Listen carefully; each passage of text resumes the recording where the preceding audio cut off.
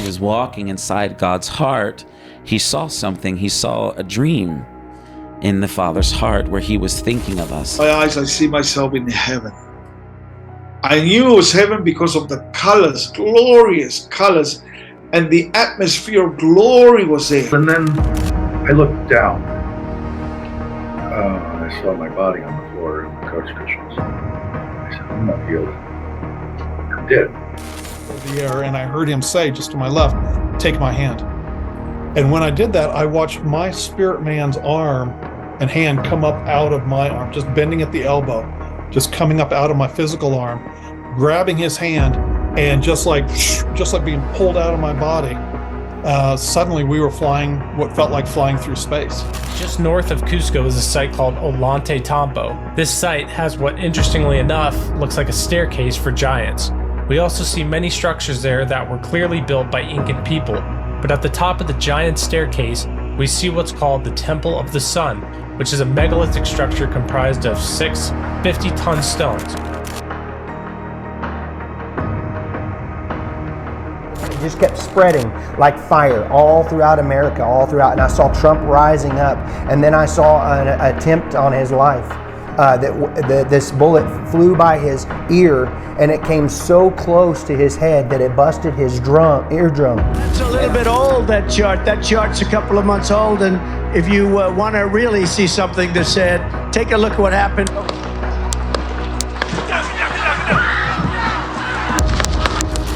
And then I saw people interceding when I saw him winning the presidency through great. The Lord showed me it would go clear into the summer. Great persecution would come on him through the judges and through the law and all these people trying to sue him and all this stuff. But there would be a stop to it, and there things would start to break free, come toward the fall. And then I saw him winning the election.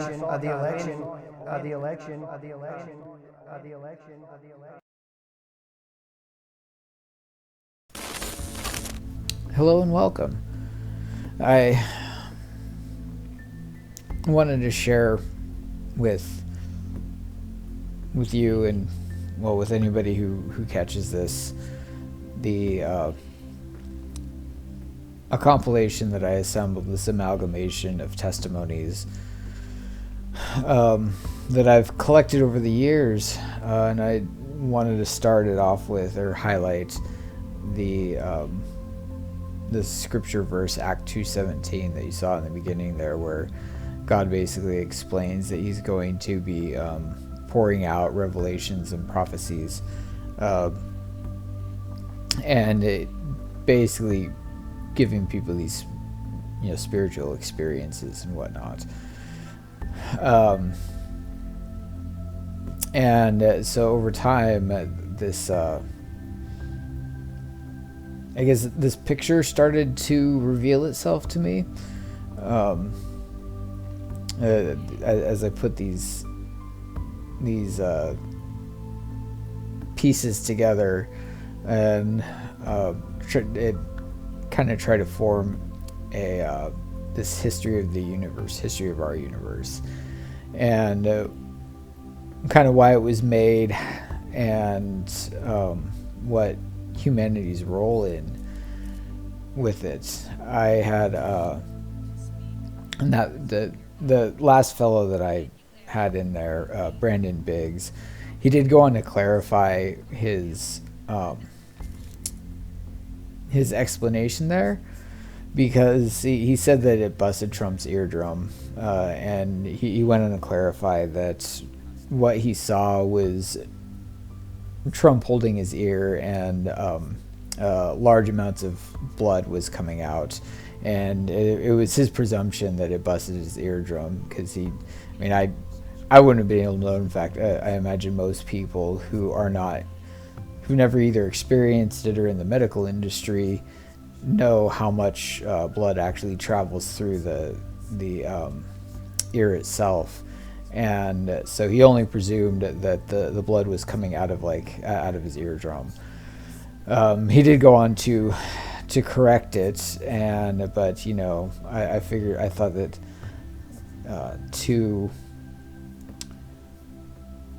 illustrate the validity of these prophecies that and these visions that people are getting, I figured that would probably be the best one. So gonna start getting into these. This first one that we have coming up is Pastor John Fenn. He's being interviewed by Jennifer Bagnashi of her channel is Deep Believer, and he describes his experience here about his angel taking him out into heaven. And there's going to be some commentary in between and all that stuff, as with all the rest of these. So we'll get this started. And one last thing I would also like to point out is that I haven't really seen or heard of really any other presidents, at least not in my lifetime, who have shown the fealty that Trump has to Jesus. And I'm not talking about just mentioning God, but specifically naming Jesus Christ and talking about his crucifixion and resurrection. And at least not when he talks about it, I can tell he's being authentic, and it isn't just some political show. And so without further ado, here we go.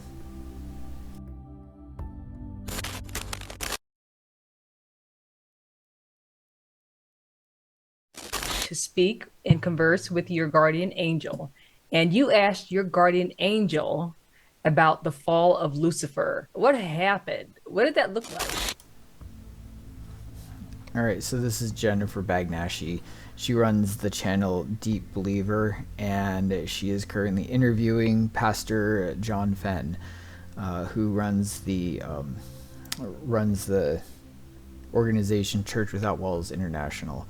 And he has regular conversations, like I don't know if I say regular, but I think he said about 4 times a year he'll end up with a regular face-to-face conversation with Jesus himself.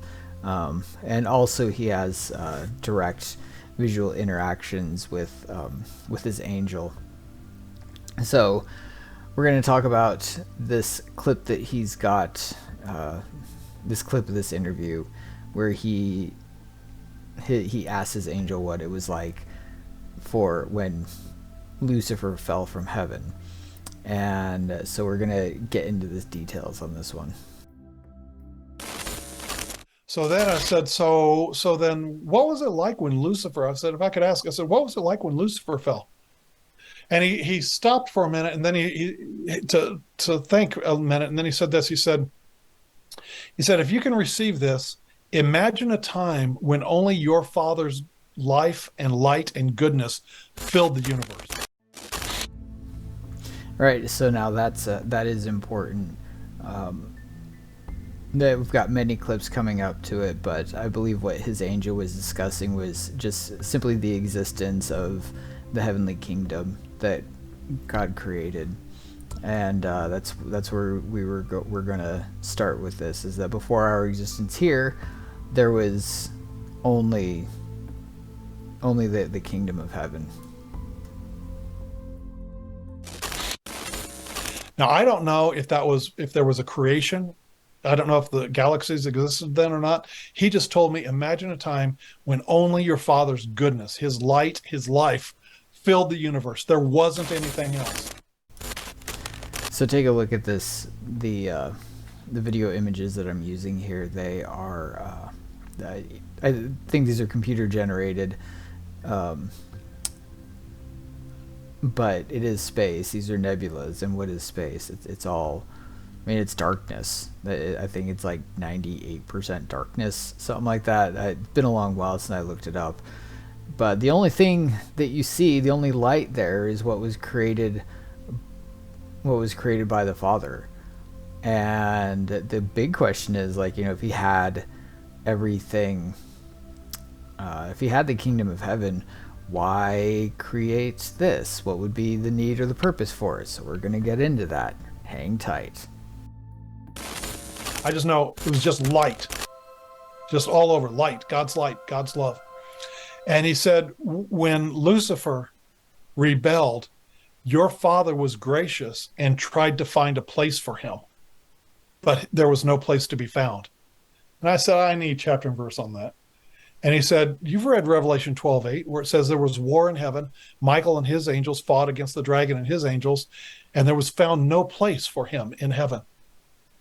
And he said also Matthew 25:41, in which the Lord says that a place had to be prepared for the devil and his angels. A place had to be prepared. A place, he tried to find a place for him, but no place could be found. He prepared a place. He had prepared a place for him, and we call it the kingdom of darkness.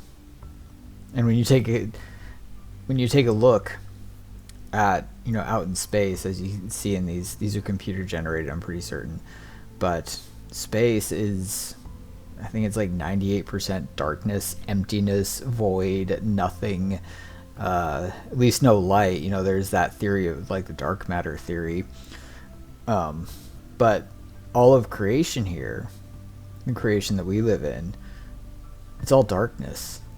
The only light you get is what comes from God's creation, what comes from the Father's creation, namely stars. So the stars generate the light. The big balls of fire floating around through space. They're what generates the light photons that illuminates everything. But aside from that, it's all darkness. And we're going to get into the difference between this universe and the heavenly universe. I said, okay. So then, so he's saying, so your father tried to find a place for him, but no place could be found because Lucifer rejected everything that is God. And so he said, your father was gracious enough to give him a place, to prepare a place for him, to give him what he wants. And not only him, but for all others who reject the things of your father. All others that reject his light, is what it's saying. We know that Lucifer, in all of his splendor and glory, became too enamored with himself. And we're going to get into, I've got some clips coming up, as we're going to kind of cover the pedigree of that, the evolution, because it isn't something that's just going to happen overnight. Things like that take ages, and there's going to be reasons behind it, and which is going to be coming up. But what place did he prepare for him? The universe of darkness, which is where we live now. The only light here, as I said, is just the stars that cast it, and you're going to see a stark contrast difference of how people who have been into heaven have described it. And he said that's why it's called a kingdom of darkness, because he is king over his realm of darkness that rejected everything that belongs to your father. May I introduce to you the kingdom of darkness, his realm. He is the prince of the power of the air. I suppose you could call it the space too. I believe that this was originally created for him, and we'll get into the reasons why. I don't think it was created at the moment of his fall. It was created long before that, and we're going to get into that. But he is the god of this world, and I know when we hear that, we presume that it's in reference to the earth world. I don't think that's the case. I would submit to you that it is in reference to this entire universe, the world of this universe that that we exist in. Beautiful covering cherubim. His design before the fall was to really minister to God. He walked upon the stones of fire. It was a beautiful place, and not only did he craft music, but he built places of worship. And the angels. All right, so that's setting the first stage. We're going to be getting into the next clip, and we'll go from there. But this is a much greater detail as to what started causing Lucifer to start rejecting everything that Heavenly Father created. So right there, Lucifer says that he built places of worship. Now, in this vision, he doesn't state where these places were. I would presume that he probably did build some in the kingdom of heaven. But he probably also built quite a number of them here in the creation, in his world, in this world, in this creation, in this universe. Probably at the early stages, I would say. Father gave him his own place, his own business, gave him a business to work with, and he started out showing his appreciation, showing some level of appreciation. But then as his pride set in and he continued to build his universe, his world, he started taking on being the Most High. Respected him. I'll just say angels because it's easier. Really weren't called angels then, but the angels respected him because he taught them how to worship, taught them how to play music, taught them how to be creative. And so a lot of the singing that we see, it was taught to them by and I'll say Lucifer just to make it easier, by Lucifer. But at the moment when he was walking inside God's heart, he saw something. He saw a dream in the Father's heart where he was thinking of us. When he says, "Before I formed you in the womb, I knew you." There was a moment where God was thinking of children, thinking of having his own offspring. Now, the Elohim were... So at some point in time, after he's been building his own kingdom here in creation, he goes in and he goes into God's heart and sees that God is that the Father is, as Micah here said, coming up with his own children.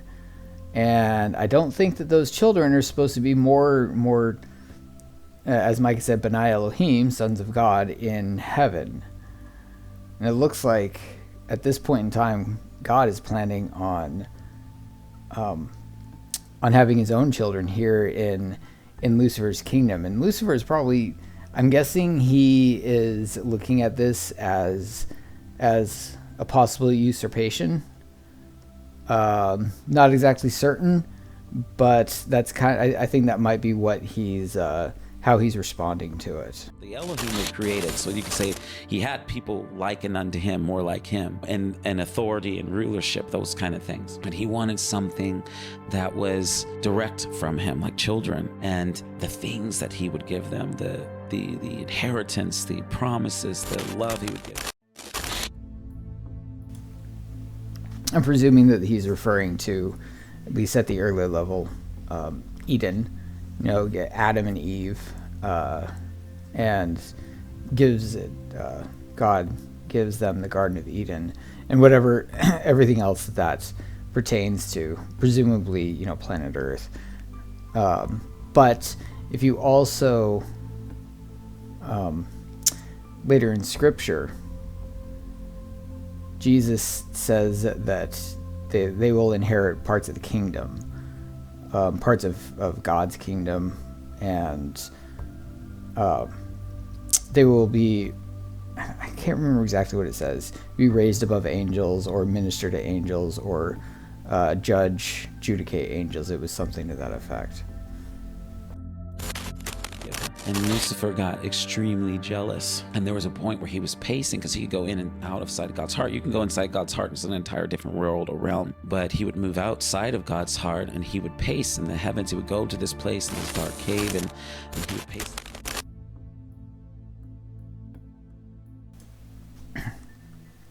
I'm not certain if that cave that he's referring to is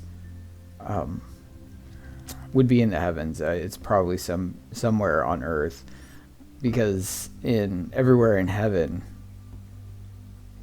is illuminated, like self-illuminating, as we'll go into later. And that jealousy he probably felt is obviously because he became jealous because he saw himself as I suppose I would say the favored son.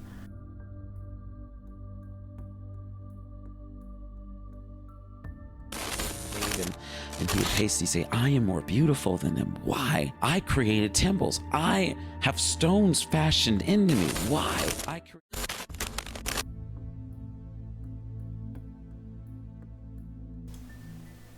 Lucifer's pride, seeing himself as a superior being. I read somewhere, I want to say it was out of the Book of Enoch or something like that, he stated that he was made of fire and humanity is simply made of clay, and therefore he was like vastly superior being, which in a sense, yes, in the physical sense and spiritual sense, but created for two different purposes. I create sounds that they will never make. I talk to the stars. I shine brighter than the stars, the highest of the stars, which is like this council in the stars in the heavenly realm. Yes, council of stars in the heavenly realms. God the Father, he's the executive, but he's not ruling as I guess like a dictator, as a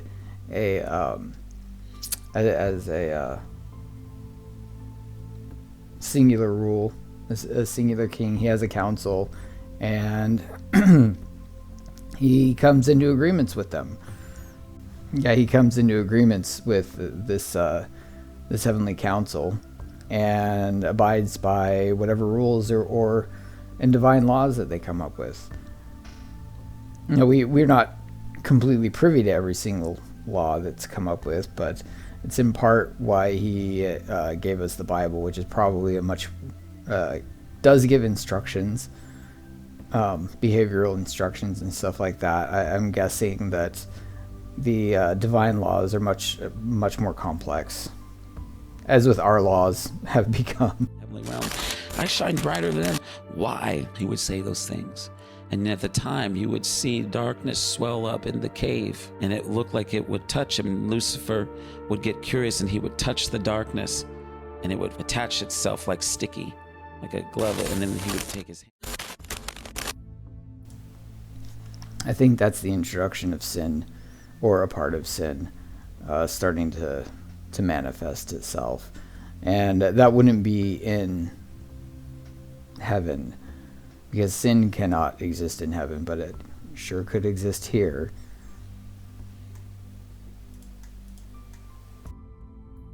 Take his hand off of it, and then he would continue his normal things. But there was a moment where he made the angels go insane.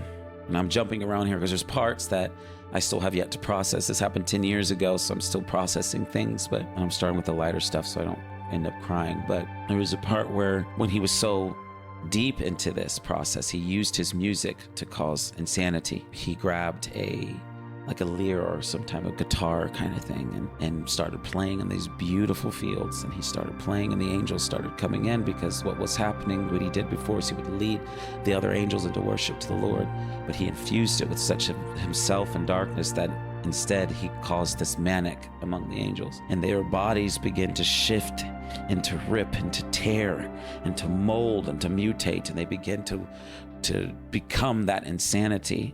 And Lucifer cackled throughout the realms, and Michael heard this, and then Gabriel.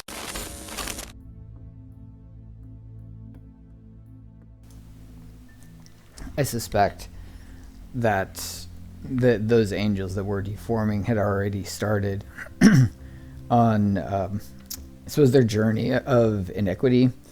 They were probably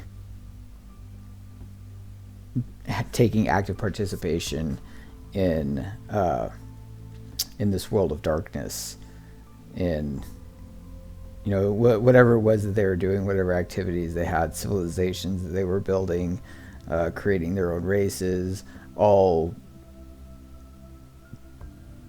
being like the Most High, and had probably, I'd wager, defected rather greatly from God, from heaven. And so when Lucifer came in and started stringing this music together, this corrupted music, it just, I'm guessing it just amplified their inequities and caused them to reveal what they were becoming.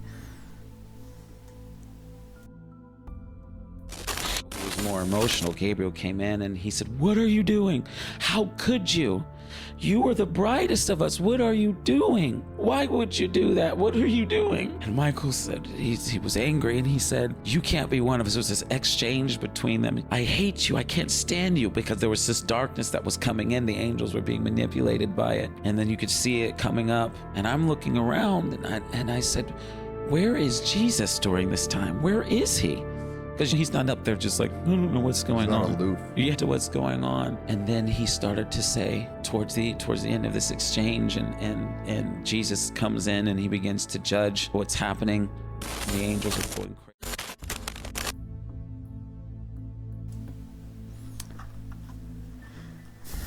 One thing you might be wondering is, this is the kingdom of heaven, and if you're wondering why Jesus and the Father and God had let it get so bad, get to this point, one of the things that he always does is he always gives people the opportunity to correct their behavior on their own, correct the direction that they're going, instead of just coming in and prematurely prejudging somebody for an action that they have yet to do, that they could still turn away at any point in time. Lucifer could have just let that go, or maybe had a heart-to-heart with God. I don't know. But he'll always wait until you've hit that point of no return before submitting judgment. Angels are going crazy. Because the wars that happened, it was an extended period of time. It wasn't just this one and done kind of thing, but the wars that ended up happening amongst the heavens with other spiritual beings. So that's how he got his armies and things, is that he went and tried to deceive other spiritual beings. And then the glory comes, and Jesus, his glory begins to push him, Lucifer, away. And the glory was like a hot blue fire coming from Jesus. And A hot blue fire. Gonna show you something. Check this out. Yes. Imagine that now for jail cells. Each soul has a jail cell and it has tormentors in it. The first cell that I was allowed to see belonged to false teachers and false prophets. For the rest of their days, they were forced to consume altar coal. I'm talking the fiery altar coal that is on the altar of the holies of holies.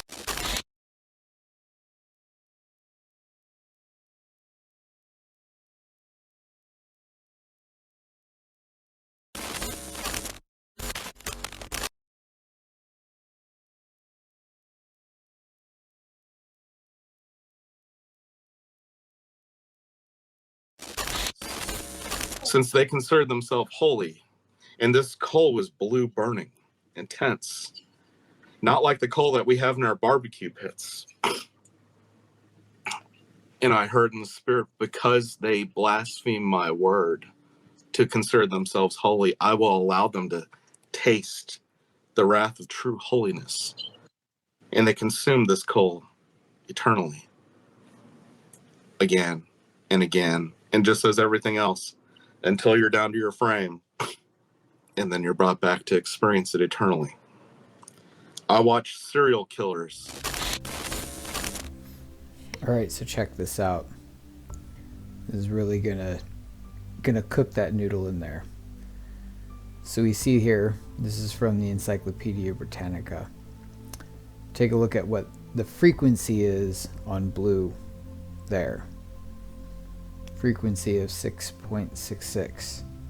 I don't know what that what the significance behind that is, but I do know one thing, that everything that God does when he does things is very deliberate and very multilateral, multi-purpose. He never does anything with just one singular purpose. I mean, when you're a divine being of that stature, it's rather inefficient.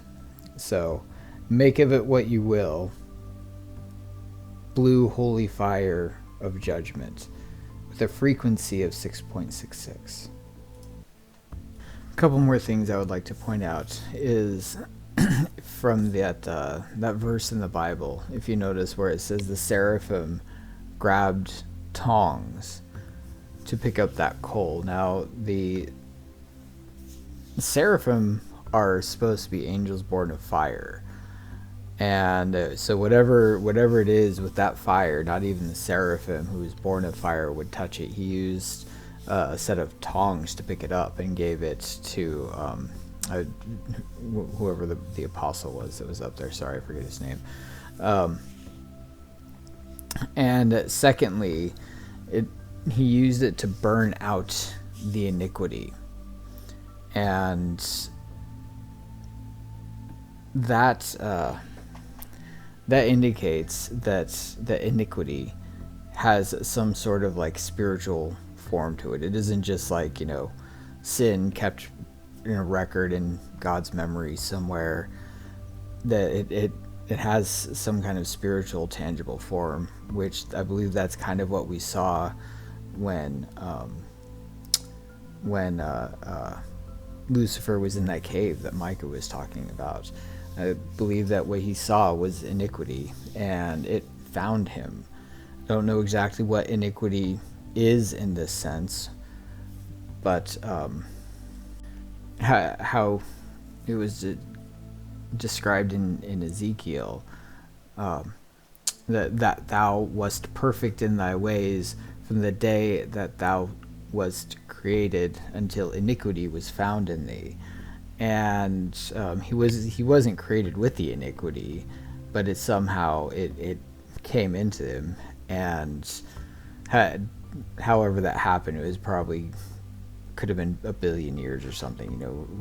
We don't know. We don't have any sense of time for this, but it seems to me from what Micah's description was, and what we see in this, where the angel used coal to burn out the iniquity, which would indicate that it is something tangible in the world of the spirit, something tangible, and quite possibly even something that has like some level of sentience. I don't know, but it is more than just a record of memory.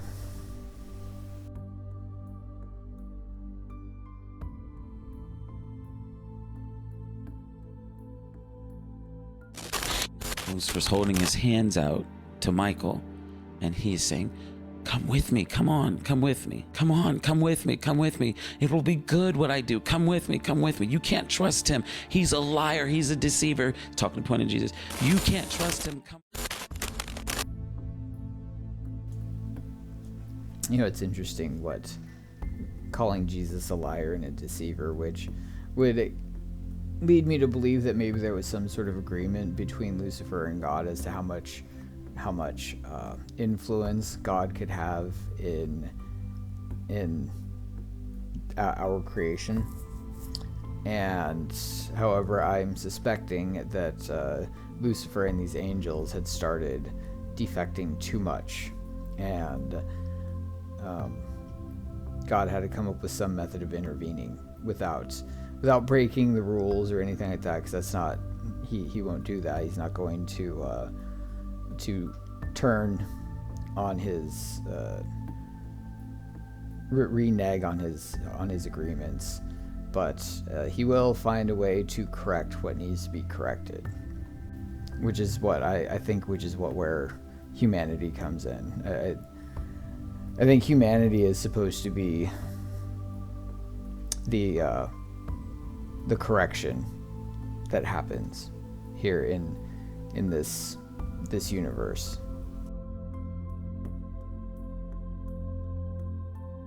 Trust him, come with me, walk with me, walk with me.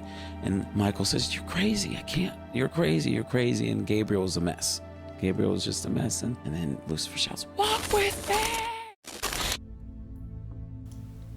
Walk with me. You get a lot of, it's a very common statement. You'll hear a lot of line having, your walk with God, your walk with Jesus and stuff like that. So that leads to Lucifer wanting to be like the Most High, so taking on all of the attributes, but he will never actually be. It's completely impossible for him to usurp the throne. So he has his kingdom of darkness, which is a counter reflection as to the kingdom of heaven, the kingdom of light, and he's going to try and mimic that as much as he can, but he's full of his own pride and he's full of his own wickedness, and which causes it to fall. And I think if he had maintained fealty to our Father, he wouldn't have been in this mess.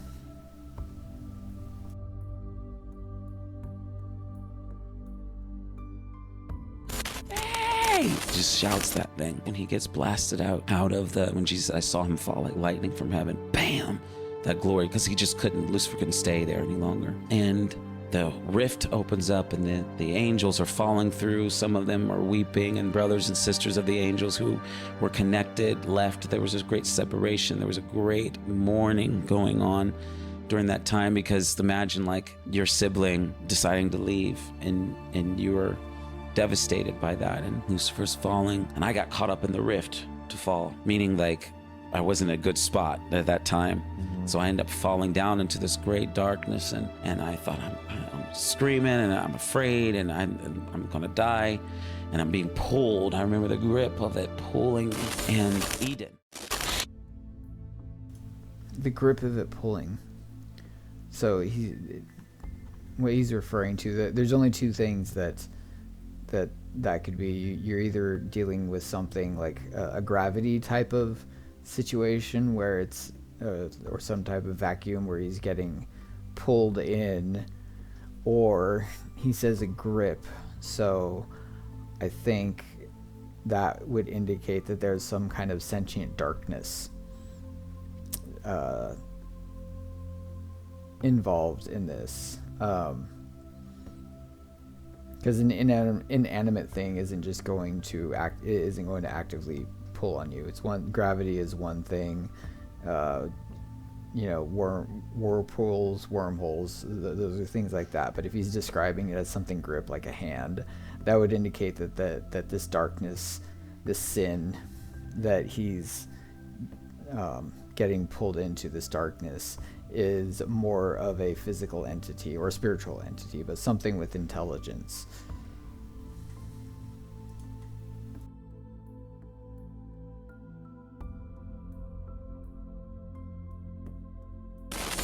Eden is with me, and Eden is flying down, and he grabs me, and he's pulling me, and we start to fly up, and then the darkness kept pulling us down, and then he looks back at me, he says, "Look up, Micah.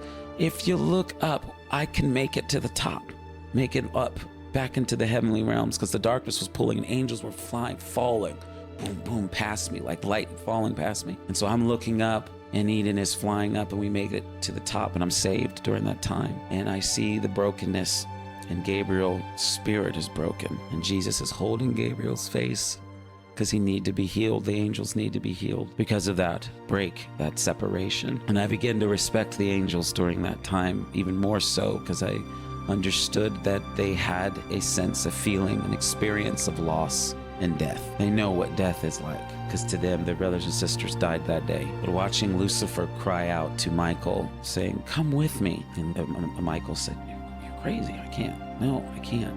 No." And so Michael has a real indignation against Lucifer because of that. He's very angry at him for that. And that's why he chose to take the sword. And there were other wars and battles that went on during that time where they had to get the morning star from Lucifer. Lucifer left with the morning star. Now Jesus took it.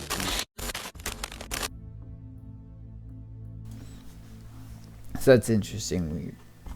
Up until now, we always just presume that Lucifer's, one of his names was the morning star, but apparently if what he's saying is correct, then the morning star isn't just a title or a name. It's some type of object, some type of heavenly spiritual object. And Lucifer had it when he left, and when he was pushed down into this universe. And at some point in time, it had to be retrieved. You know, who knows what this morning star actually provides, what it bestows upon its users, but apparently Lucifer could no longer have it.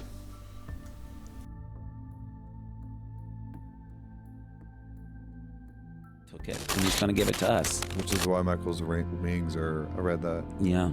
He was like, no, I don't ever want to forget it. Never wants to forget it. And so God asked Michael, will you take the sword? Will you pick up the sword and fight for my loved ones?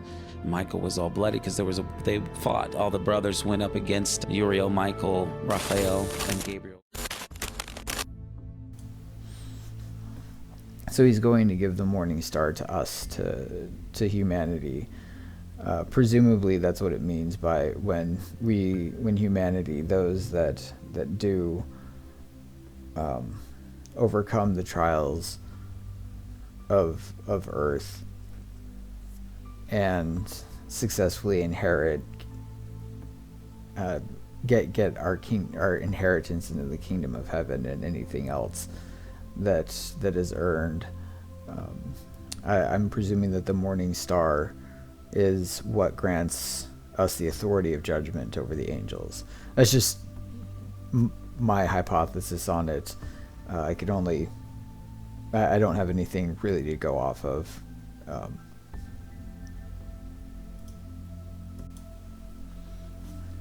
Michael was all bloody. You know, so some kind of damage. One of the things that's it's interesting, you know, can angels bleed? What kind of damage can you do to a spiritual being? They were fighting, which would indicate that there could be some sort of defeat. You know, when we fight our wars, the enemy is vanquished and is dead. But I don't know what happens to angels when they get pummeled too many times. And Gabriel went up against Lucifer and got the morning star, and there was a great battle between that, and then Jesus steps in and grabs it. But Michael needed to heal because he was bruised, and bloodied, and all those kind of things. And the Lord asked him, will you take the sword and will you fight for my loved ones? And Michael said yes. And that's when the warrior angels was made during that time, because there were no angels of war. There didn't need to be, but he took it and he started to train the angels how to protect and defend and look after. And there were other wars and battles that went on during that time where they had to get the morning star from Lucifer. Lucifer left with the morning star. Now Jesus took it, and he's going to give it to us. Which is why Michael's wings are... And thus we have the creation of the Lord of hosts, the Lord of the heavenly hosts. So, that link will be in the description. We're moving right along.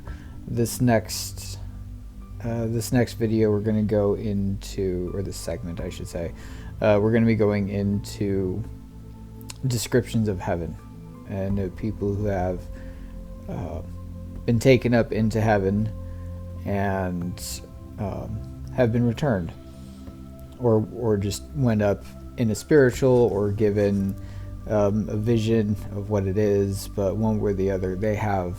There's quite a number, so I've selected a few that are as descriptive as I could find.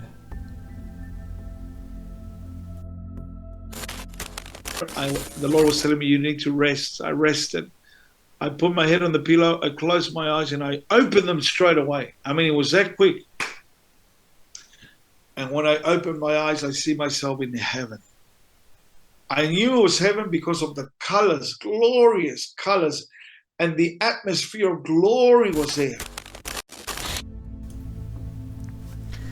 So you've got two types of light, so to speak, or colors, things that generate colors. There's additive light, which is things like, your monitors, stars, stuff like that, where they generate photons. And then you've got subtractive light, or subtractive color, I should say, which is material. When a light photon hits a material, what is reflected off is the wavelengths that are not absorbed. So the material will absorb a portion of the wavelength, and then what is reflected back that your eyes pick up is the remaining wavelength. So heaven would basically be an additive, a generator of light, and this world that we live in here, as you can see on this spiral galaxy, is mostly darkness with light generators, aka stars. So that's the big difference between the kingdom of light and the kingdom of darkness. Oh my goodness, I was at the platform. There's this platform where the throne is placed. It's a translucent, like crystal glass, gold platform. But the platform is so huge, so massive, in kilometers. So I've done a lot of work with digital content creation, and it's very easy, like in 3D generated images and 2D, and basically, like digitally painted stuff. It's very easy to make translucent material or objects, anything like that, because it's effectively just a property of light. So it doesn't surprise me that there's translucent glass type of products that you would find in a kingdom of light such as heaven. Trillion. So in heaven, any measurements, anything you look at, everything's accurate, everything's perfect. So you can see even the dimensions of things, and you can tell how massive and how big they are. So it's not just to exaggerate. This is how literally it is. That when I saw the Shekinah glory, it's just glowing all from there, from the very center to all of heaven. This is what's shining throughout heaven. There's no shadow. There are no shadows in heaven. It's just glory. No shadows in heaven, which is very easy when everything generates light, because everything is going to generate its own light. There is no the photons don't have any. They aren't going to reflect off of anything because it's cast its own light. Also, I'd like to point out how he said how everything is absolutely accurate. When doing 3D development, and you create these objects, and you can just go into the object properties and plug in the numbers of the size that you're looking for, and it takes a person a fair amount of time, where it would take somebody like God would pretty much just will it all into existence, like a mega super quantum computer server system. All right, we're now switching back to Pastor John Fenn, and he is going to detail his own personal experience on his trip into heaven and how he got there. Sanctuary there. I my eyes were open, and I saw my hand, of course, but suddenly I saw my angel's hand in the middle of the air, his forearm in the middle of the air, and I heard him say just to my left, "Take my hand." And when I did that, I watched my spirit man's arm and hand come up out of my arm, just bending at the elbow, just coming up out of my physical arm, grabbing his hand, and just like being pulled out of my body. Suddenly we were flying, what felt like flying through space. And I looked around. I was looking. I was amazed actually because I thought it would be kind of like Star Wars, where you've got these streaks of light, just going by, and the distances are so vast. It was like, am I in space? It was this a different dimension. Your mind kind of goes through these things. And when I finally had the presence of mind to turn around, I tried to find the Earth. I looked around and I couldn't find the Earth, the sun, our solar system. It was all just stars all over the place, more than you could ever imagine. But the distances were so vast that I always thought, you'd get closer the more you went, but that wasn't the case. And suddenly I felt we were deaccelerating. And, I'm holding on to his hand, and I'd been looking kind of over my shoulder. So I looked back as I felt this deacceleration. And there above us was this kind of towards the corner of this huge walled city. 20 stories tall, probably 20 stories tall. Pure light. The corners were kind of rounded. So what did he just say there? Pure light. Everything is pure light. Again, just illustrating that the kingdom of heaven is a light, a universe where everything is light generated. Rounded. And then I could see the wall went this way and went that way. I couldn't tell how far it was. I didn't really care. I was just taken back by this about 20 stories tall, huge blocks on the wall.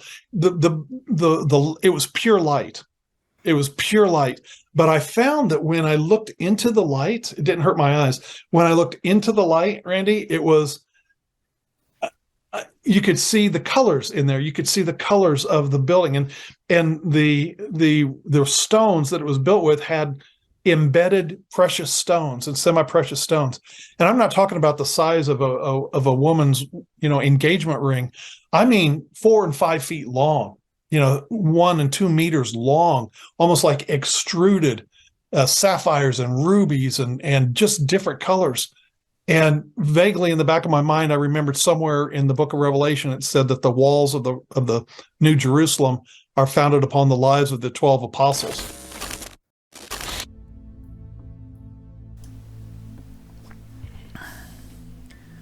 Again, I'll point out that in the world of 3D creation, this kind of stuff that he's describing is rather easy to produce. If in fact, I would almost go as far as to say is that if God were to ever inspire a 3D architect designer, somebody who used like Autodesk or something like that, 3D Studio Max could probably replicate a rather faithful replica of heaven, if he was given the vision for it and had, basically Holy Spirit grade direction. I could very easily see somebody being able to create doing a digital recreation of heaven, at least for the visual aspect of it. I'm sure there's far more spiritual properties that are involved that go beyond the visual senses, but could very easily create give a visual recreation of heaven and put it up on the internet. Next up, we have Pastor Larry Olson. This is going to be a good one.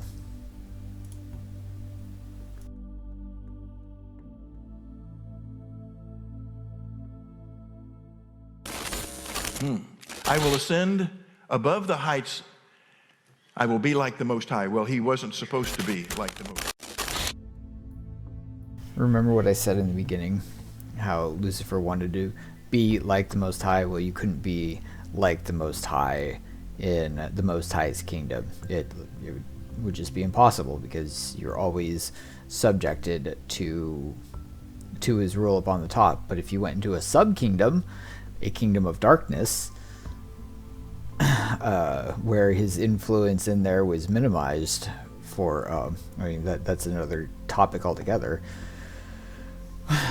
But then yes, you could position yourself to replica, emulate the Most High, or counterfeit, as it would be, to counterfeit the Most High. Yet you shall be brought down to Sheol, to the lowest depths of the pit. Those who see you, now keep in mind, man wasn't created yet.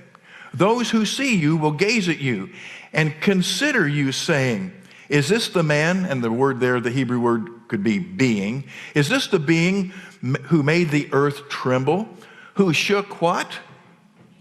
Kingdoms, who made the world a wilderness and destroyed its cities, who did not open the house of his prisoners? So the point that Larry Ellison is making, the big point in here is that it's showing, it's illustrating right in Scripture that there was some sort of civilizations, and it probably here on Earth too, but there's nothing saying that these civilizations couldn't exist on any of like the trillions of planets that exist out there. And man is relatively new to this kingdom of darkness for a purpose that we will discuss later. How did the world become tohu vabohu? It's because sin entered in, and sin entered in through him. In Jeremiah, it says, I beheld the earth, and indeed it was without form and void, and the heavens, they had no light. I beheld the mountains, and indeed they trembled, and all the hills moved back and forth. And behold, I beheld, and indeed there was what? No man. And all the birds of the heavens, which can also be translated flying creatures, have fled. There were other creatures, but there was no man. So what this is telling us is that this is a pre-Adamic world, a world before Adam and Eve had been placed into onto Earth, or in this case Eden, the Garden of Eden. And what I'll get into later is that man was originally set here to bring correction to this kingdom, because Lucifer had completely lost his had become completely lost in himself and in his pride would be the best thing, but it became too full of himself, and it made a huge mess.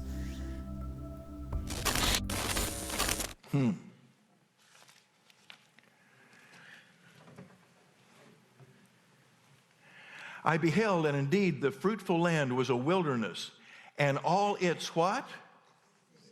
Cities. There were cities. When Lucifer was cast down, there were cities. They were broken down at the presence of the Lord by his fierce anger. All its cities were broken down, and there was no man. Civilization was going on, but there was no human.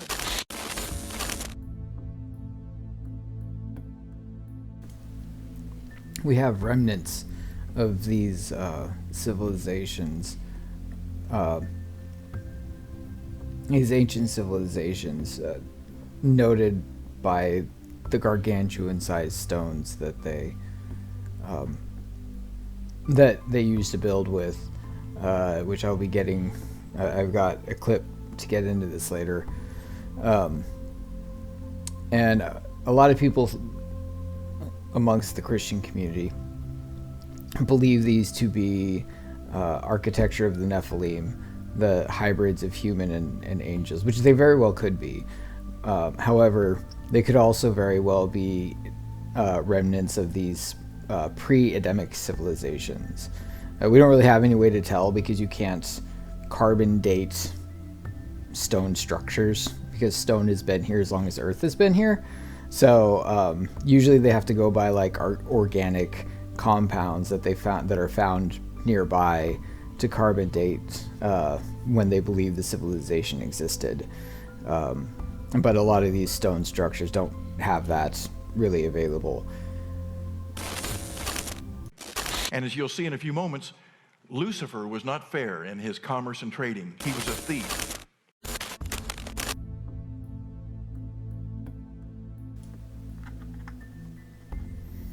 You gotta have cities for commerce and trading.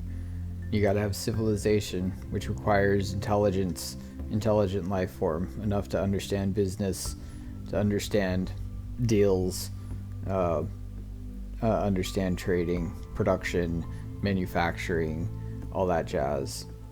And it doesn't necessarily have to come from, be born here on Earth.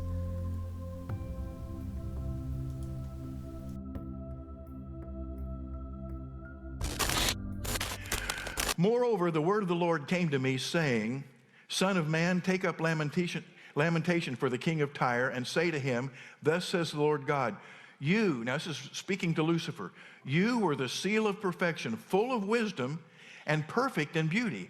You were in Eden, the garden of God. Every precious stone was your covering, the sardius, the topaz, the diamond, the beryl, onyx, jasper, sapphire, turquoise, and emerald with gold. The workmanship of your timbrels and pipes was prepared for you on the day you were created. You were the anointed cherub who covers.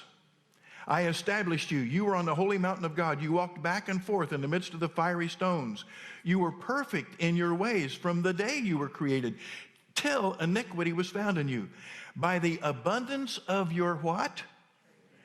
Your trading. Well, what did Jesus say about him in John 10:10? He says, the thief comes, and what's the first thing he comes to do? Steal. Lucifer is a thief. You were filled with violence within. And you sinned. And I cast you as a profane thing out of the mountain of God, and I destroyed you, O covering cherub, from the midst of the fiery stones. Your heart was lifted up because of your beauty. You corrupted your wisdom for the sake of your splendor. I cast you to the ground. I laid you before what? Hello? Kings. If you have kings, now they weren't human, but there was some kind of an existence. And if you have kings, you have what? You have nations, and you have boundaries, and you have commerce, that they might gaze at you.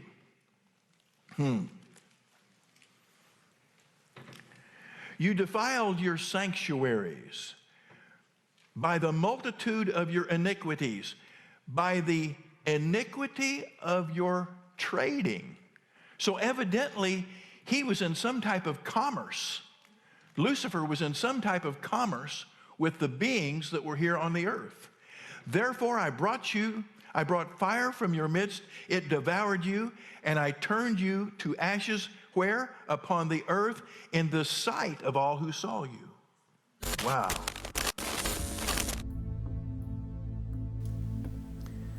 Yeah, I really like Pastor Allison. He really digs into these, what many pastors, or even just Christians reading it, will gloss over these lines and not really do any critical thinking on this. But there's nothing saying that, the commerce that he was engaging in could have been interstellar or intergalactic commerce, because many of these angels had probably come down into it from the heavenly realm into here, and there's nothing saying that they couldn't have established some sort of life or civilization on other planets. And if anybody would know how to engage in intergalactic travel or interstellar travel, it would be angels. And so if their creations, their own lower life forms creations, can build it with their knowledge. All right, this next interview is from Touching the Afterlife, And this testimony is a little bit on the mind-blowing side, so buckle up because we're about to party.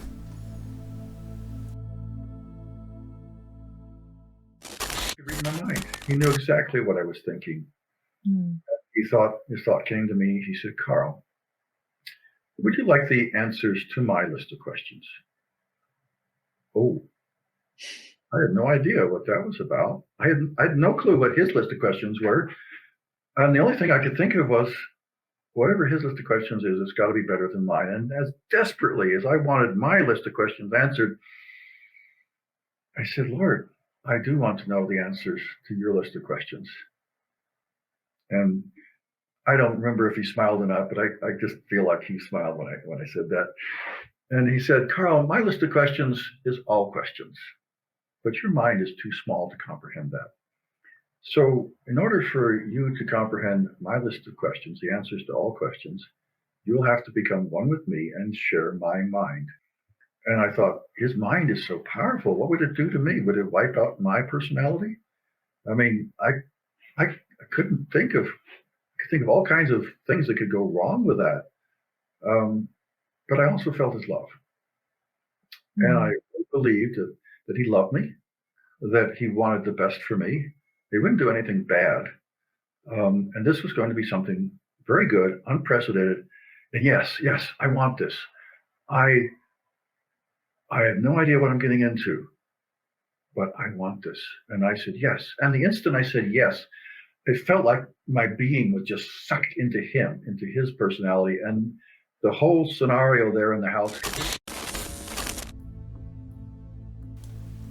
If you remember what Micah said in the in the beginning of this, that anybody can go in and out of God's heart, and so I'm wagering that this is probably a similar experience that Carl is having here.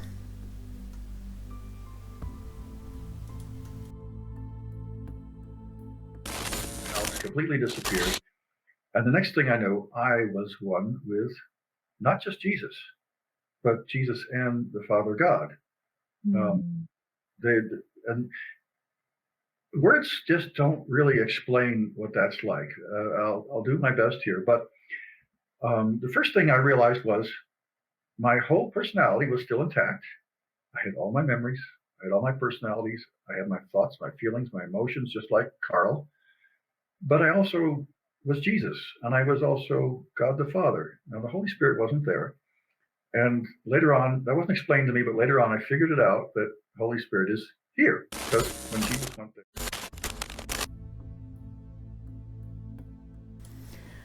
That's one question that I've had is why is Jesus and Holy Spirit not allowed to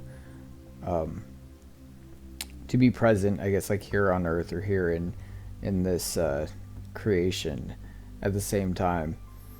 I don't see any reason why the Supreme Creator would not be incapable of it, so I can only presume that there was some sort of agreement that was previously established that limits the activities of, I guess, what you would call the king, the high throne, the executive. Jesus went there, Holy Spirit came here, and that's why he's not in heaven at the moment. Anyway, so and I got and I felt like I've been here before, and this seems like a natural state, a natural environment for me. I didn't have memories of it, but it just felt so right, so normal, that I realized that I was a piece of God, and to create me, to create Carl, he had taken a piece of himself and separated it out. I was aware of everything he was aware of. So in just for a glimpse, I saw everything he was seeing. I experienced everything he was doing, all his thoughts. I saw the scope of everything he's engaged in, and it's amazingly vast. It's infinite. But the mind of God is also infinite. So an infinity is not a difficult concept for God. So I saw an infinite creation. I saw a celestial city. All right, so I had a glimpse of things, and I saw that the universe is indeed vast, and I understood that there are other worlds with that have life on them, that have people and other creatures. So it's a lot going on that's not just on Earth, but Earth is very central to God's plan.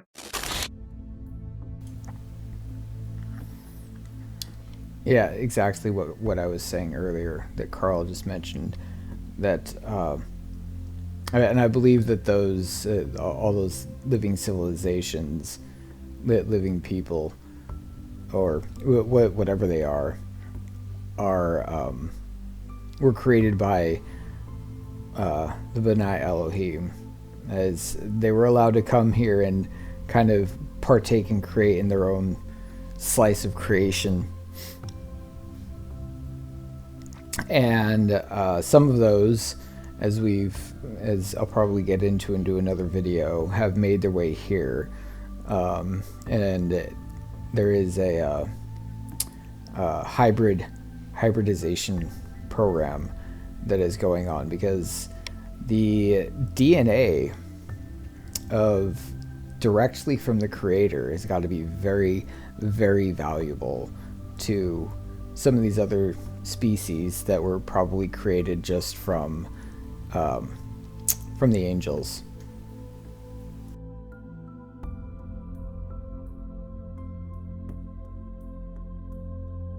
God's plan. Even though we're just on a little M-class planet in the Milky Way galaxy, which are both quite ordinary on the scale of the universe, what's happening here is probably the most important thing. And that's, I understood that because after that glimpse of the overall scope of things, this like wall came down around what we were doing, and it shut off everything but one subject, and that was the history of mankind. So I got to see the history of mankind from not only the creation of the world and in that the creation of Adam and Eve, but all the way to the very end, when the earth and the universe as we know it is destroyed by fire. Yes, this M-class planet known as Earth is very special, because it is going to be the seat of power for Jesus when he comes down to claim his throne, to overthrow the current ruler of this world. And by this world I mean like this kingdom of darkness, the universe, as you can see here. See all that darkness and all the beauty that you see was created by God. But what's special about this is Earth is currently the seat of power for Lucifer, and once Lucifer is disposed of, then basically what will happen is Jesus will be succeeding Lucifer in his power, and the beginning of the millennial kingdom will reign, and there's going to be, presumably, what I would gather is a major correction that's going to be happening not just here on Earth but throughout the entire universe. And it's going to take a very long time because, as you see, the universe is vast.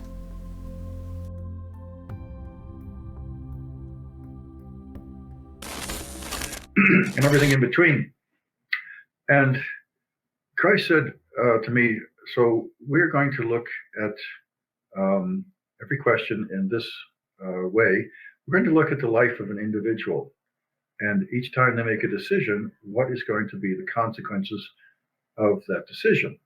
And of course, the person can...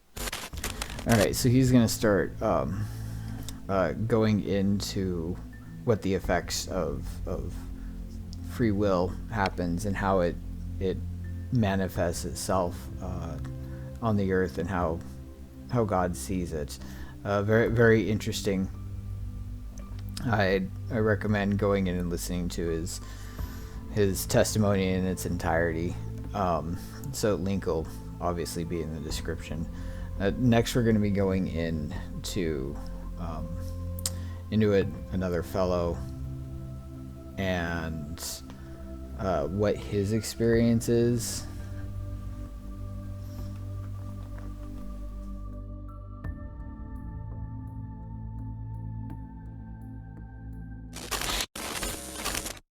parked it, and all of a sudden I started having this conversation with God. And I don't remember all the details about the conversation with God. I remember some of the details.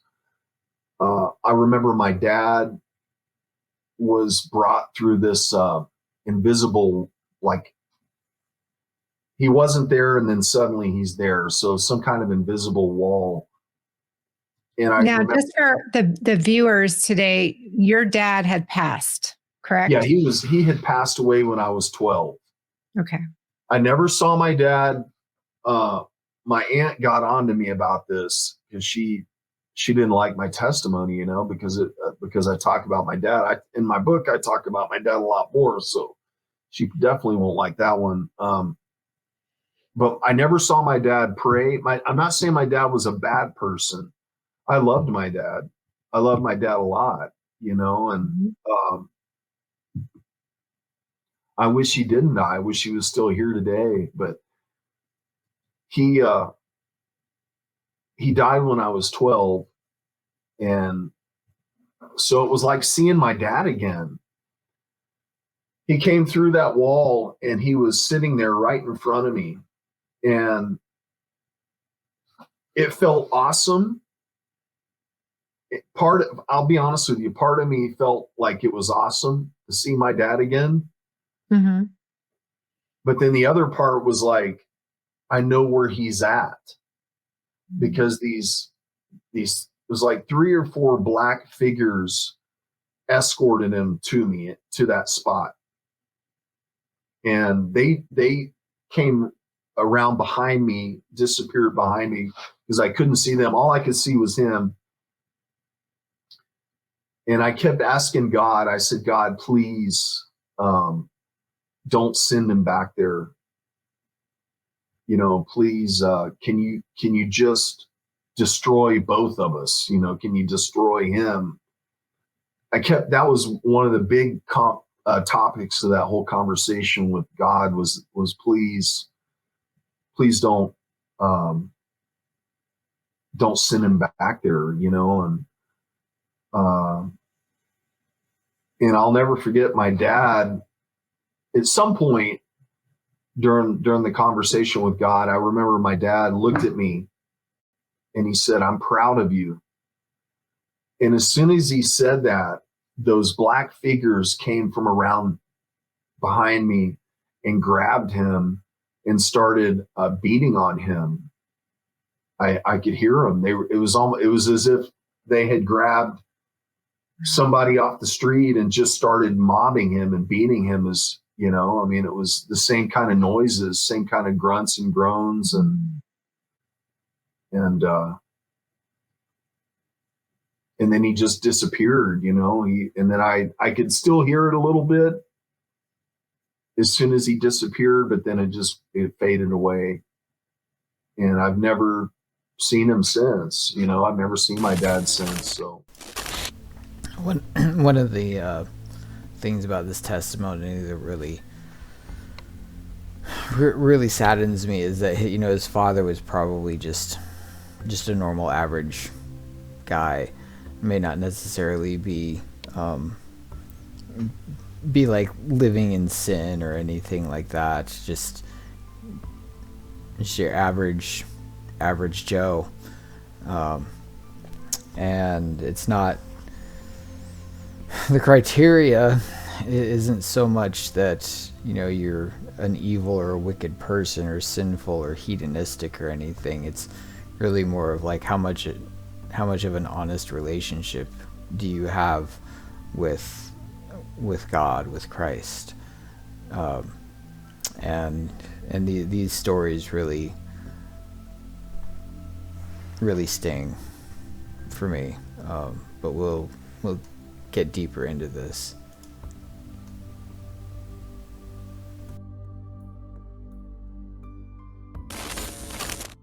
About that time, I asked God, I think it was, I can't remember if the spirit started hitting on me, about this time. I can't remember, but I wanted God to make these spirits go away. And I said, God, will you please come here and intervene and take these spirits away? And I remember him saying something like, I can't, it would start a war. I remember hearing those words, and I don't know what he means by that. So this is something that I also find very disturbing, because the phrase "I can't intervene, it would start a war" indicates some sort of geopolitics, some sort of agreement, some sort of diplomacy. I don't know, but let me put it into kind of like a more down-to-earth context. Say your family member, your father, had been missing since you were 12, and then the president shows up at your door, and it brings in, takes you down somewhere into a building, and they wheel out a TV, and so some adversarial country is on the other side, and they wheel your father out, and say it's like the CCP or something like that. They wheel your father out, and your father sees you and says, "Son, I'm proud of you." And then his captors start beating the piss out of him. And so obviously you turn to you look at the president and say, "I help them, please." And his only response is, "I can't. It would start a war." And so I can only presume that this indicates that there's some sort of geopolitics, that there's we're in kind of maybe a Cold War or some sort of adversarial stage in it, and down the road, who knows, that we do know that there's going to be a day of reckoning, but as it stands right now, there's what I would wager some sort of, this indicates that there's a legal barrier, an agreement, some legal barrier agreement that God can't break, because he cannot lie. It's one of the things that he cannot do, and breaking an agreement would mean that you are a liar. And so sadly, this gentleman's father, for whatever reason, was denied entry into the kingdom, and then has been claimed by hell. And hopefully at some point in time he will be rescued, but who knows.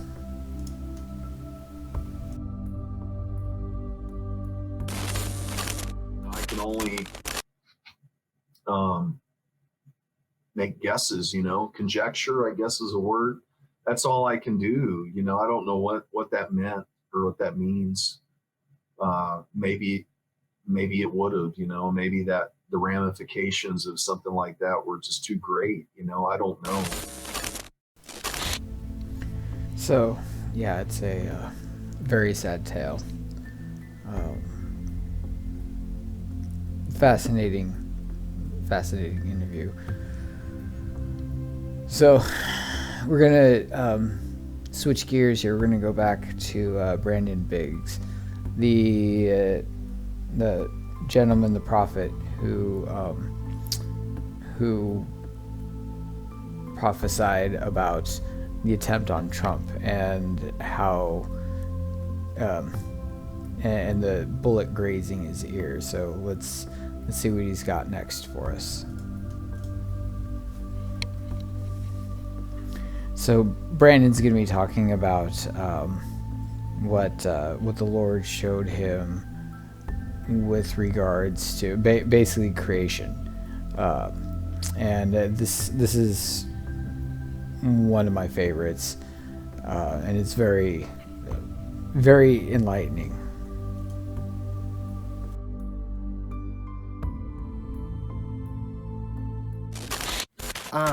I told you all the time that Lord took me out of my body, and I shot up in the outer space, okay? and I could see the Lord. I do not know from here up, from his midway, from his midway up, I could not see anything. The whole visitation. Okay? So I don't know if it was God the Father or Jesus, but I'm going to tell you, we were in outer space, and I could see the planets all. It was like everything was shrink down. I know they're millions of miles apart, but everything in the solar system seems so small to us, and we were looking at it through like the planets were right there.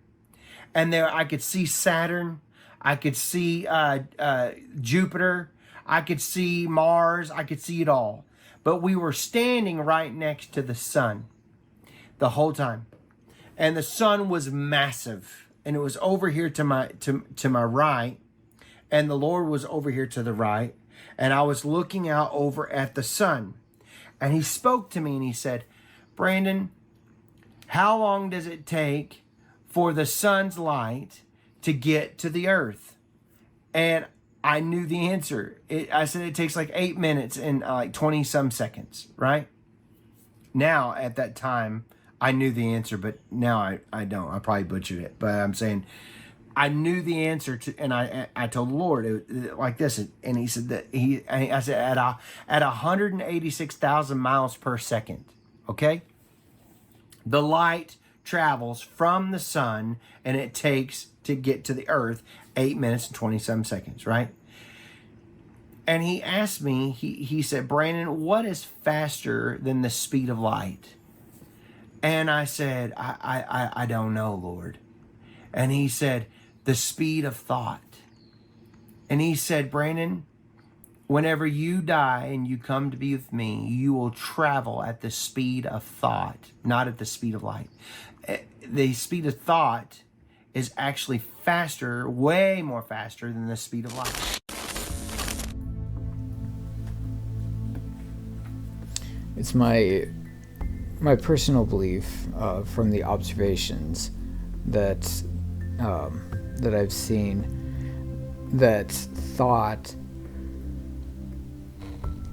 is actually the voice of the spirit. Yeah, there's that, the brain component to it, but the brain is merely made up of electrical and chemical responses, which is limited. Electrical responses are limited to the speed of light.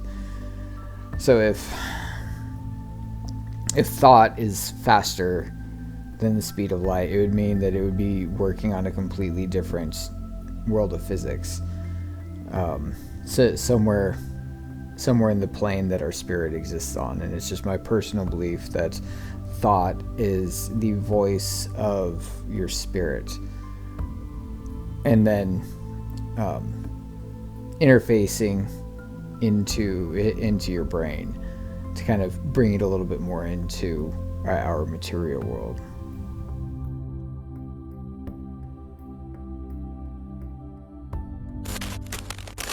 You'll boop, you're there. Boop, you're there.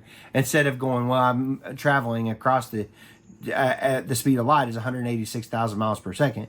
So he's telling me all this, and so I'm looking, and he's talking to me about how far the nearest star is.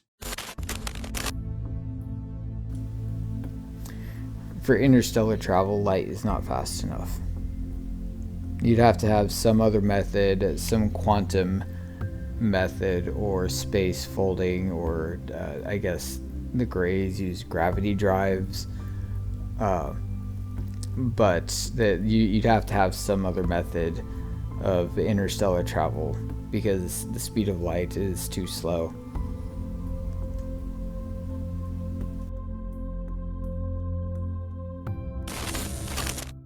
Which is light years away. And I'm sorry, I don't remember how far it was, but he told me how far the nearest star is, which was, it took, at traveling 186,000 miles per second, it took forever to get there. Like, thousands of years. You know what I'm saying? And so then he said, I want to take you and I want to show you something. And all of a sudden, we were instantaneously there. And this is where it gets good. What I could see before me whenever we went into this room was a massive white room. Massive. There was no beginning and there was no end to this room.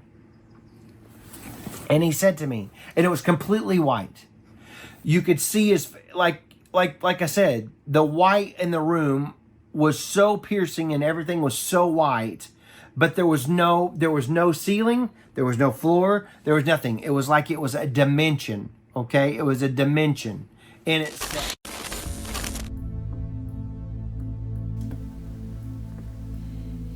Yeah, basically a pocket dimension. For anybody who's worked in the 3D, on 3D software like 3D Studio Max or Maya or something like that, what he's describing, what we call that, is working space.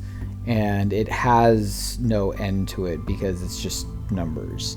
And it is entirely limited on the capabilities of the computer that it is running on. And so, you know, if God was a computer, I mean, I suppose we would equate it to the quantum supercomputer server room operating with a nuclear power plant. Something just gargantuanly massive, to where everything in this universe is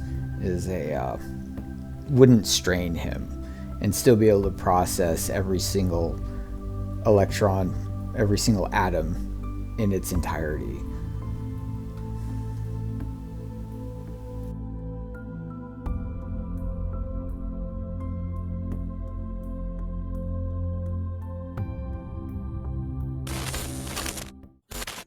And there before me was the universe. Okay? Now this is heavy, but I'm telling you all, it's fact. And the universe was in its own dimension. He created a room for the universe. All the galaxies, everything was inside of its own and another dimension that was endless. And before me, the universe was moving at the speed of light, okay, being created. I could see inside of this massive, it looked like cauliflower clouds, like thunder clouds.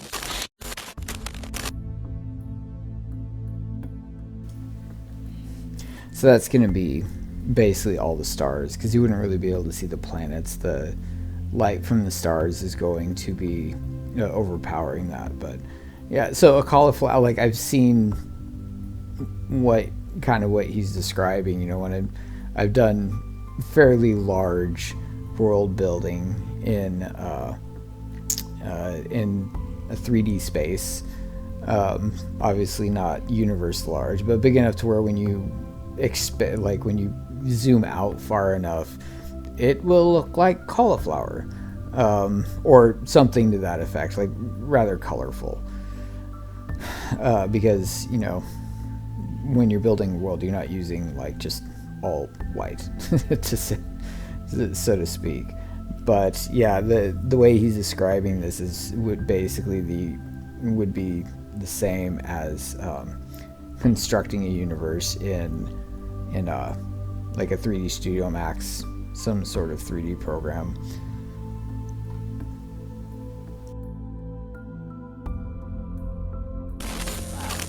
Was moving very, very slow, moving like this, but it was forming all in front of my face. Stars were forming in front of my face inside of this dimension, shrunk down, moving at 186,000 miles per second, was moving that fast, but it was moving slow because he controls time.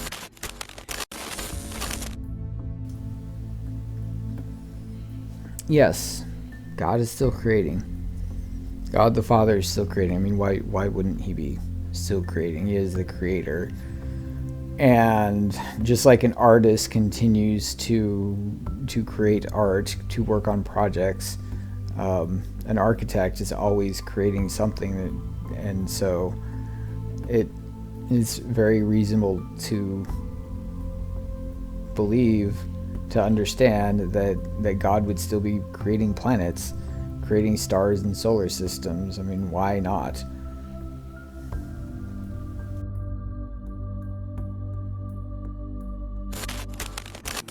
And he spoke to me and he said, Brandon, he said, you know, in my word where it says I can measure the span of the universe in my hand. He said, I'm going to show you how I do it. And he took that universe and he took it like this and he shrunk it down right before my eyes. And he said, I create and I am able to manipulate it, basically. Like it was like Play-Doh before him.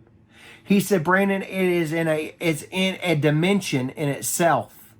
And he could stretch it out or he could shrink it.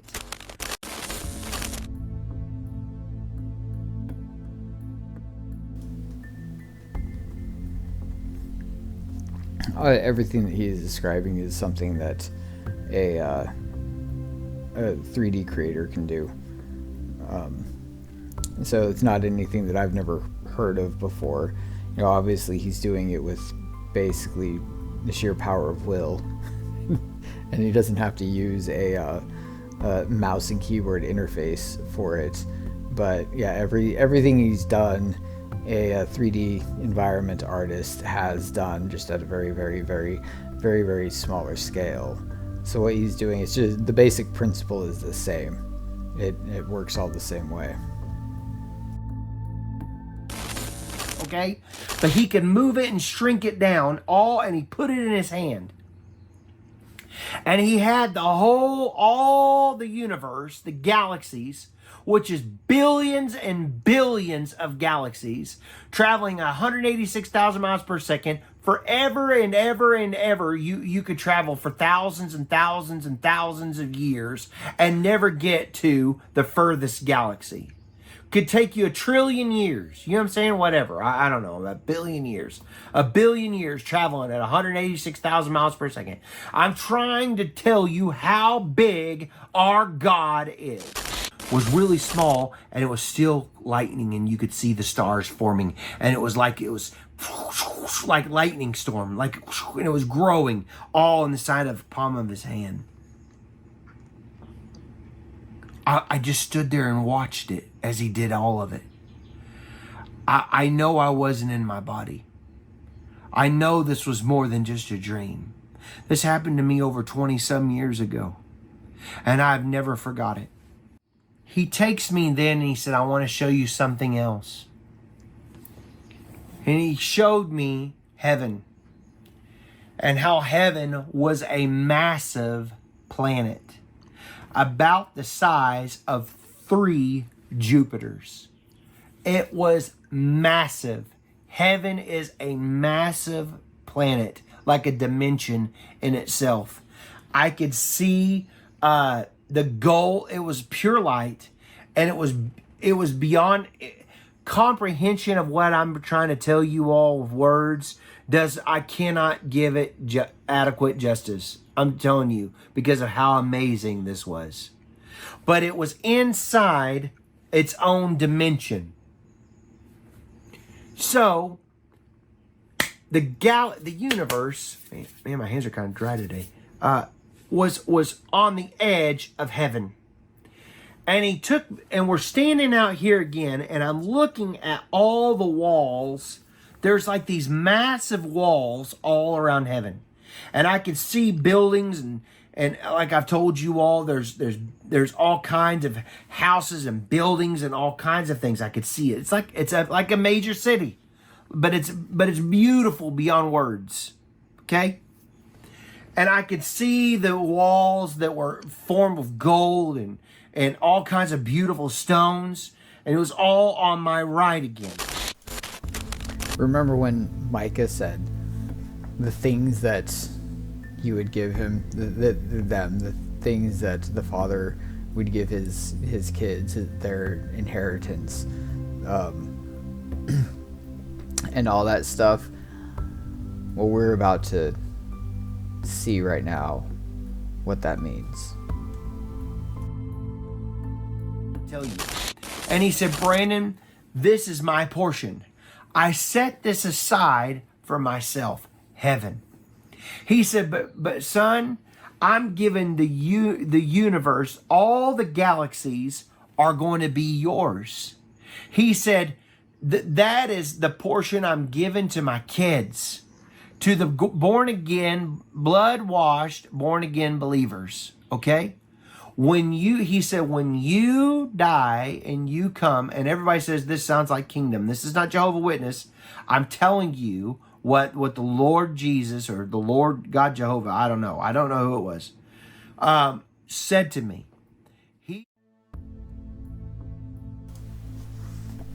So what he's getting at is within the creation of this pocket universe, this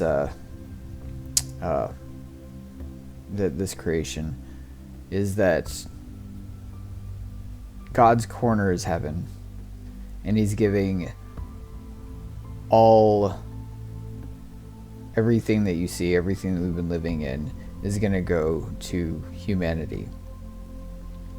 It was once created at the request of Lucifer, because Lucifer was was no longer satisfied in the kingdom of light, so he was granted the kingdom of darkness so he could be like the Most High, and he was not responsible with it, so it's being taken from him and inherited to God's children. He said to me, all this will be yours when you come home to be with me after the 1,000-year reign. He said, you will spend eternity traveling at the speed of thought throughout all the galaxies, throughout all the universes, going from one to another. There's planets being made, there's stars being made, and he said, you will rule and reign forever and ever and ever with me over eternity in those places.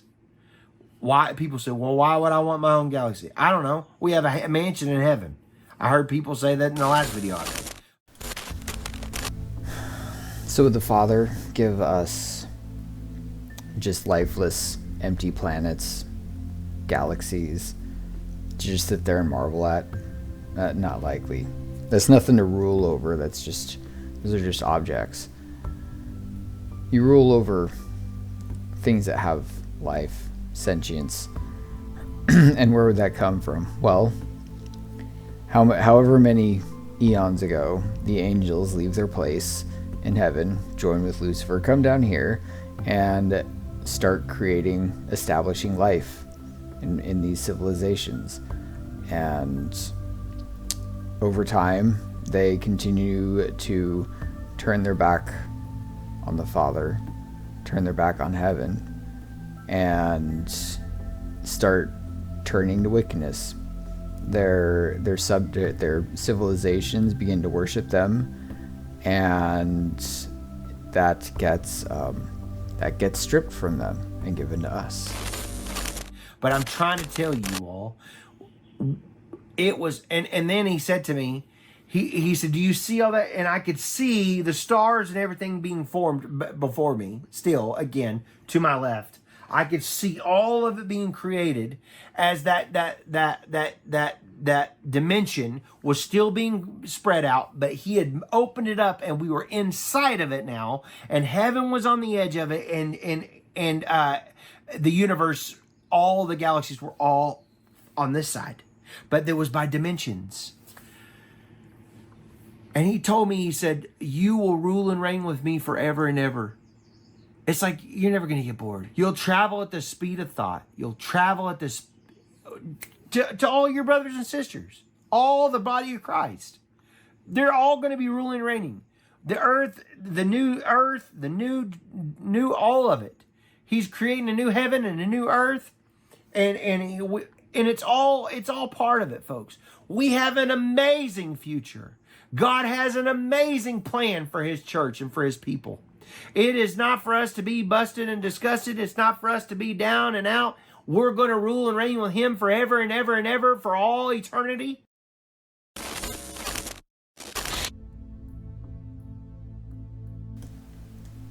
But before the ruling can happen, before Jesus can effectively rule the kingdom, he takes up his throne, his seat of power here on earth, creates the New Jerusalem, and projects that power to the rest of creation, the rest of the universe. And he takes over the seat of power in the kingdom of darkness. But the original ruler has to be deposed, and all of his lords and all of his followers have to be stripped, removed, judged. Was it 1 Corinthians 6?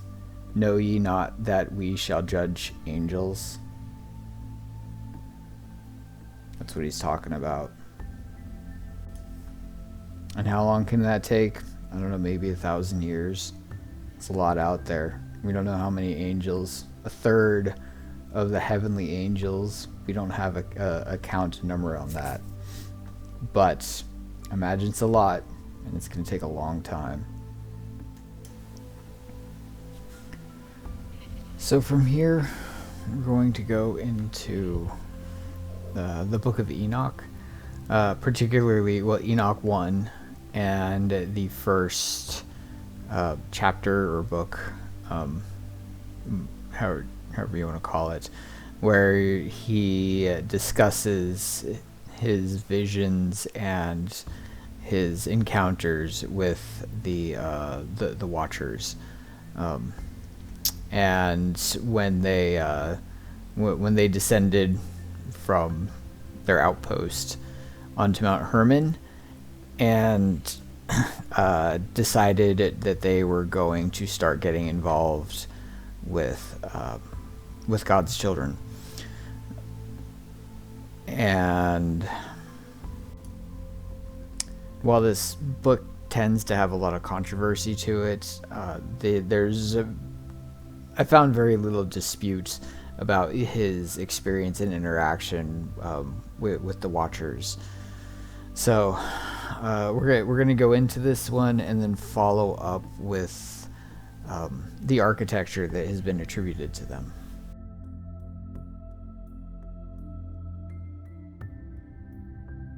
The fall of the angels, the demoralization of mankind, the intercession of the angels on behalf of mankind, the dooms pronounced by God on the angels, the Messianic kingdom.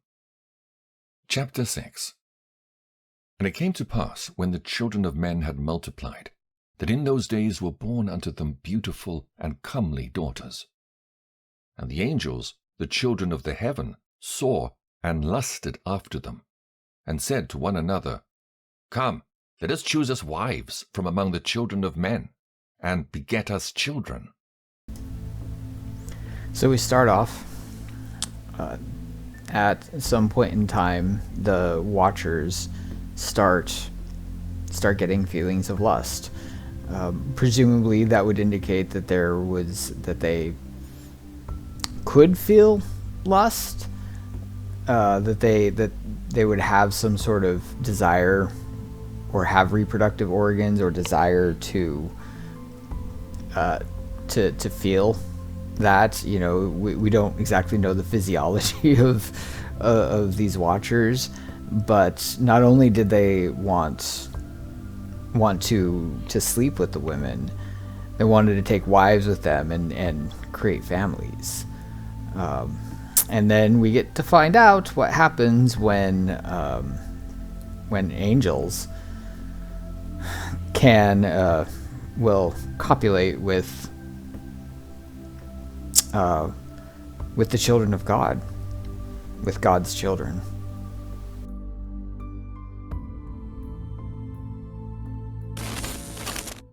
And Semjaza, who was their leader, said unto them, I fear ye will not indeed agree to do this deed, and I alone shall have to pay the penalty of a great sin.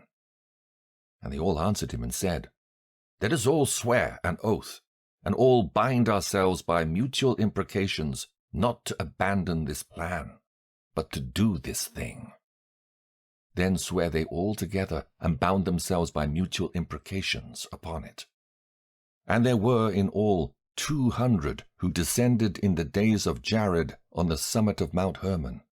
And they called it Mount Hermon because they'd sworn and bound themselves by mutual imprecations upon it. All right, so I'm skipping the section with all the names, where he goes through the names, but you can see that this is not only planned, but they coaxed each other into it. And one of the things that I wonder, well, it doesn't state it, it wouldn't, I wouldn't put it past that Lucifer was involved somehow, that, you know, maybe he had actually been putting that whisper into their ears. You know, they're out there, and he shows up over the course of whoever knows how long, and just continues to talk with them, and then convincing them that it would be a good idea to engage in this act, to sleep with the women, and take wives and make families. And Lucifer knows what he's doing. He knows he wants to completely spoil God's family down here, God's children. But he's not going to do it himself. No. He's a pimp. He convinces other people to do the dirty work for him. Chapter 7. And all the others together with them took unto themselves wives. Each chose for himself one. And they began to go in unto them and defile themselves with them. And they taught them charms and enchantments and the cutting of roots, and made them acquainted with plants. And they became pregnant, and they bare great giants, whose height was 3,000 ells. So the Watchers, they go and get wives. How they went about that, there's probably more writings later, but they go and get wives and get them pregnant, and then they start teaching their progeny, and also the wives and all this other stuff, like, you know, everybody around them who they're with, all of these skills that they didn't have. So they're teaching them charms, enchantments, cutting of roots. So basically it looks like alchemy, sorcery, witchcraft. Very, very interesting stuff, and we still have these teachings that persist today. Who consumed the acquisitions of men. And when men could no longer sustain them, the giants turned against them and devoured mankind. And they began to sin against birds and beasts and reptiles and fish, and to devour one another's flesh and drink the blood. Then the earth laid accusation against the lawless ones. So then we have the giants had grown so large, a number of these giants had grown so large that the earth was becoming unsustainable to keep them alive, basically produce enough food to satiate their hunger. So they just started turning to cannibalism. Now the interesting thing here is we know that not every child was a giant, but what we see here is that it says that they sinned against a variety of animals, which I mean, I suppose that could be like, sin is a pretty general word. It could range anywhere from torturing them to sexual sin, bestiality, and you know, that you could wonder Is this where we started getting these mythological creatures that were showing up in mythology? Yeah, who knows? But it's some food for thought.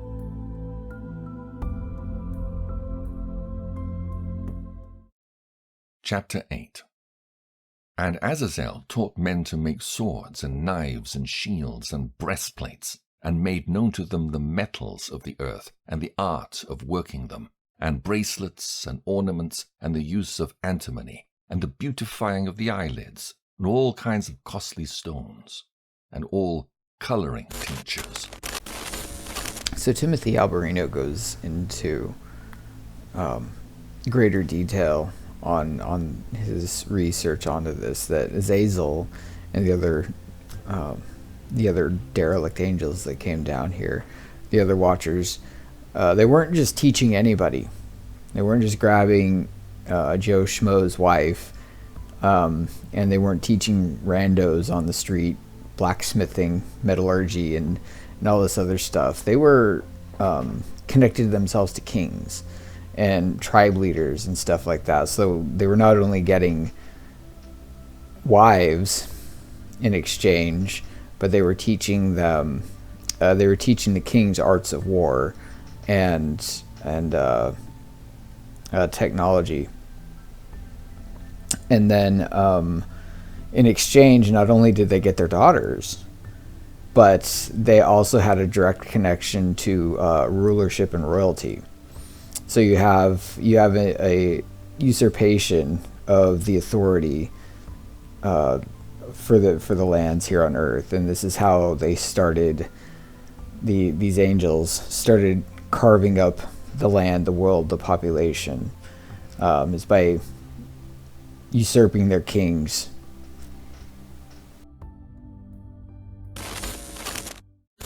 And there arose much godlessness, and they committed fornication, and they were led astray, and became corrupt in all their ways.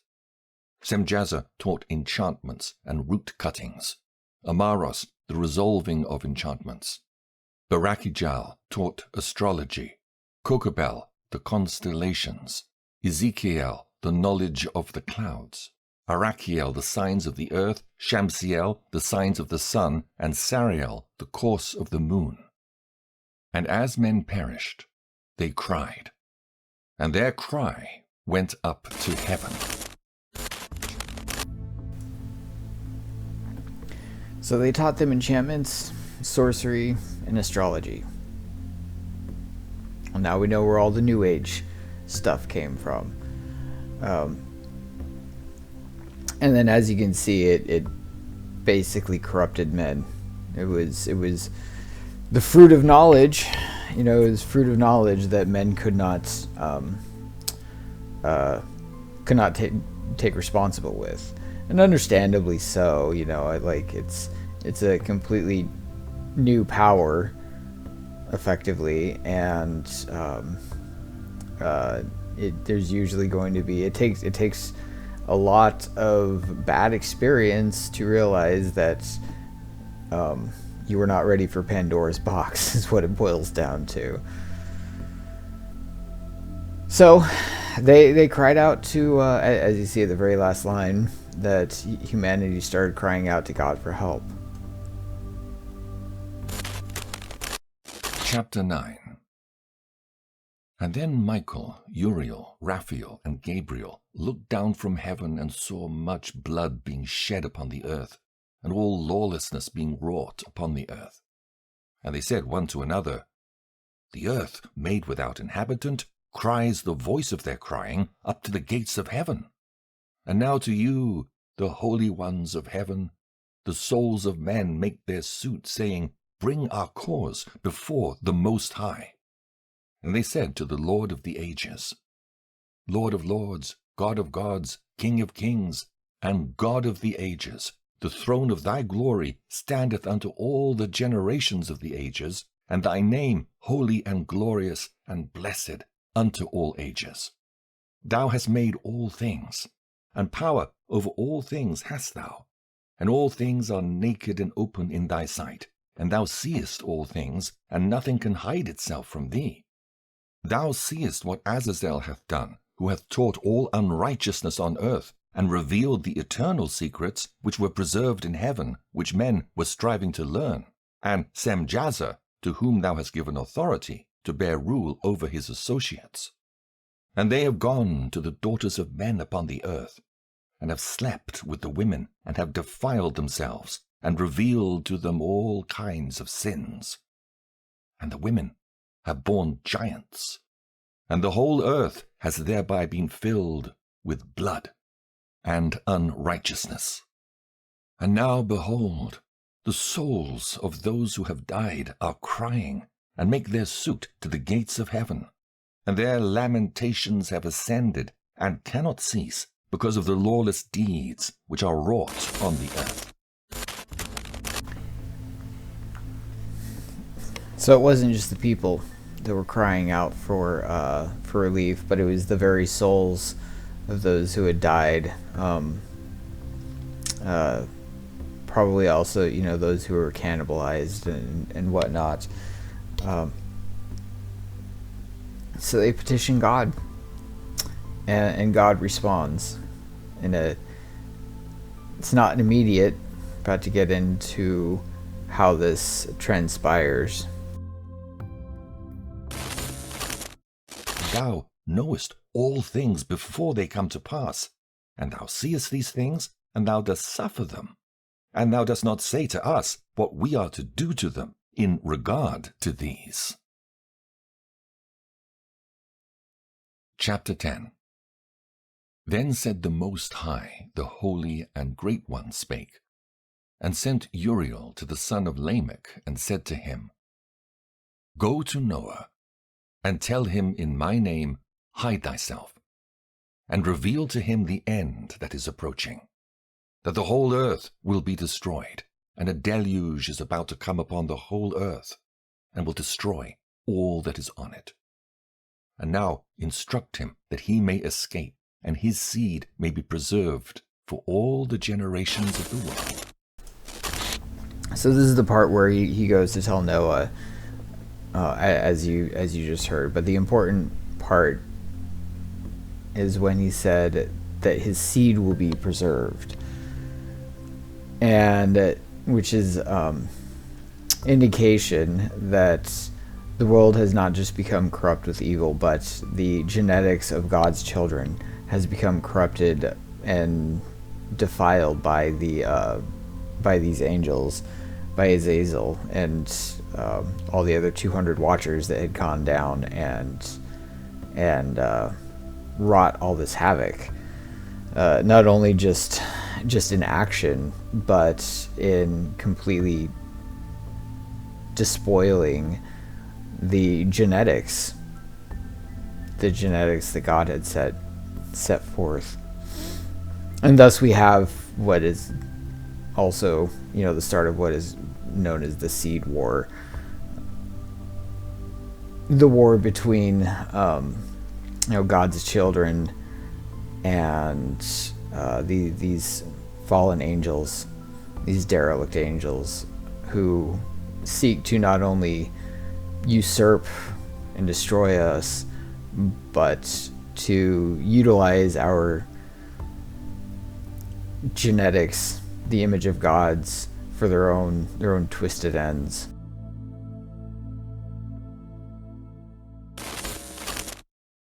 And again the Lord said to Raphael, Bind Azazel hand and foot, and cast him into the darkness, and make an opening in the desert, which is in Dudael, and cast him therein, and place upon him rough and jagged rocks, and cover him with darkness, and let him abide there forever, and cover his face that he may not see light.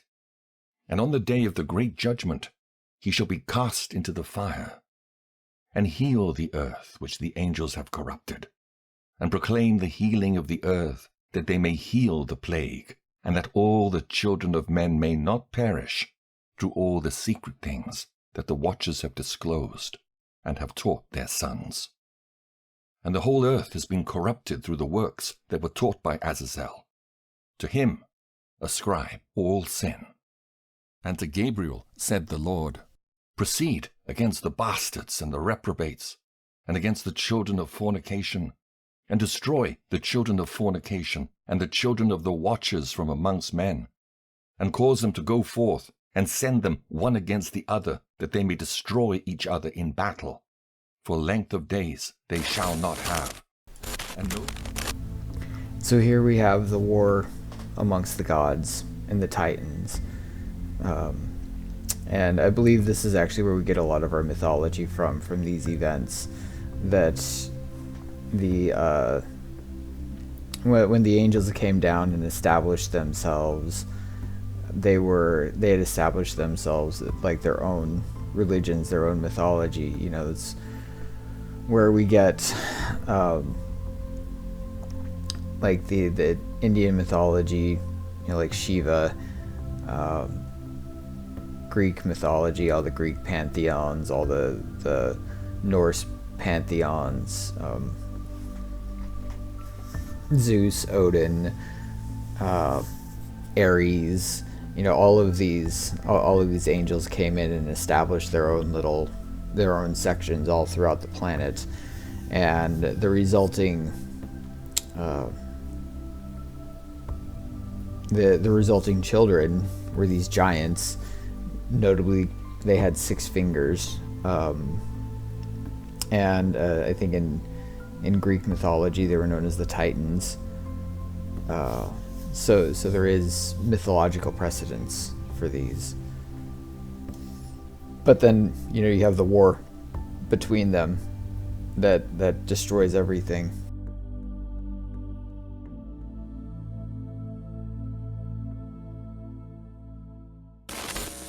And no request that they, their fathers, make of thee shall be granted unto their fathers on their behalf.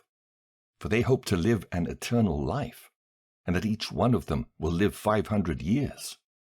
And the Lord said unto Michael, Go, bind Semjaza and his associates, who have united themselves with women, so as to have defiled themselves with them in all their uncleanness.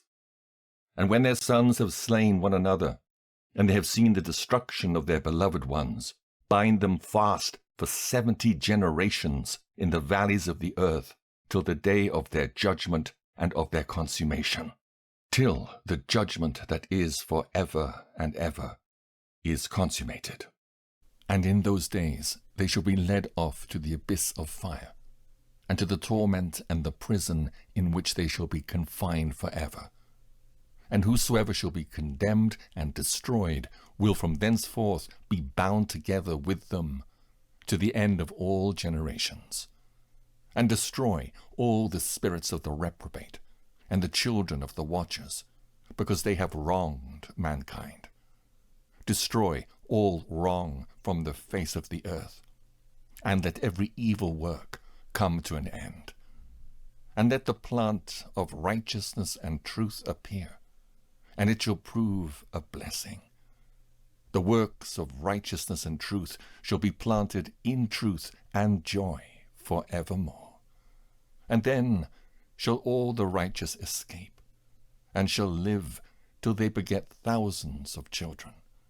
And all the days of their youth and their old age shall they complete in peace.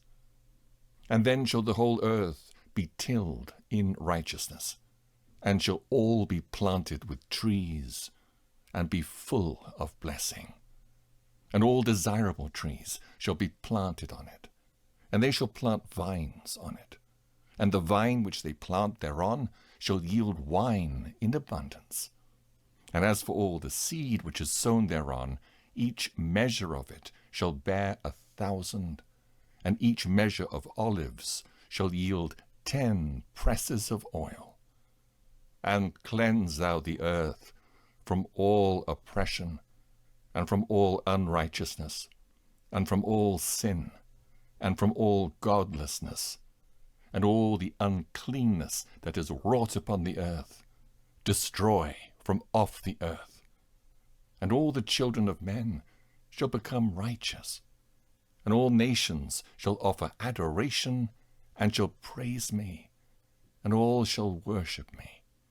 And the earth shall be cleansed from all defilement, and from all sin, and from all punishment, and from all torment.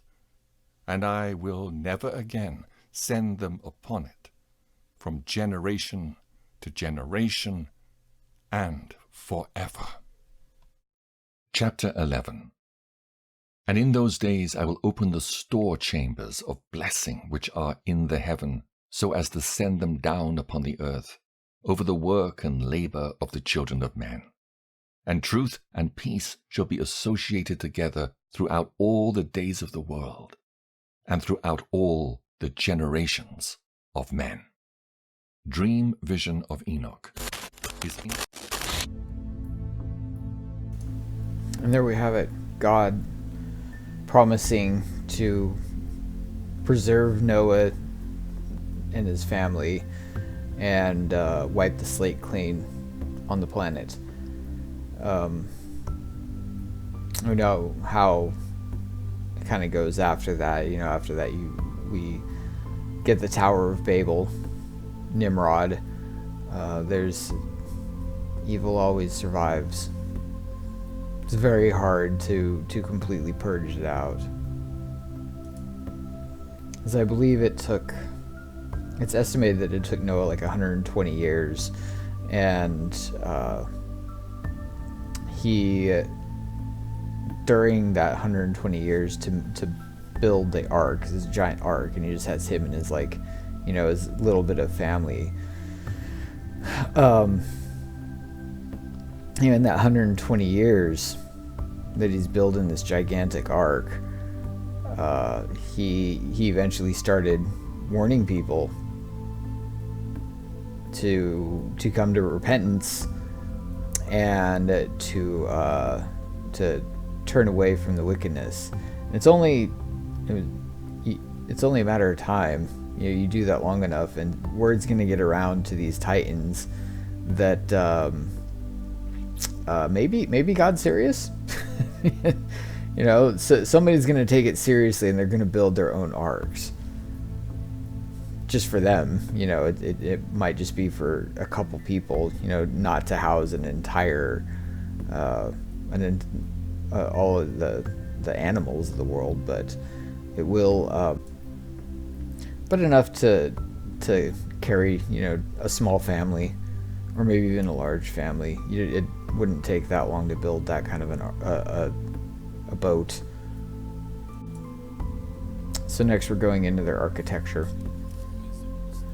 That what we believe came from the time of the fallen angels and the Watchers and stuff like that. So this is what we believe their architecture to be.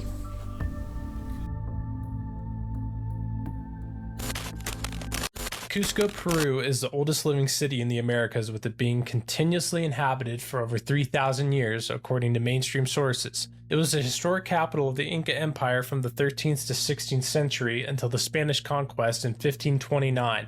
But Cusco and the Inca people have a history you won't hear from mainstream archaeological sources. This history is how the Inca inherited the megalithic structures left from the fallen angels, their offspring the giants, and whatever group of people were living with them at the time. The Inca people...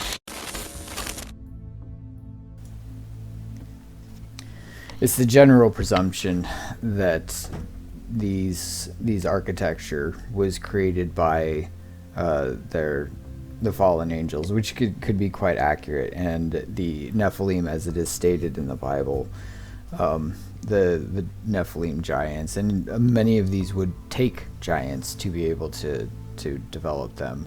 But there's also nothing saying that this stuff existed prior to even Adam, because these things would survive a flood easily, survive a global flood. They're gigantic, they're very stalwart, it's stone. They're going to survive a flood, as opposed to things that are like wooden, or anything else that would be created by that could be created or constructed, I should say.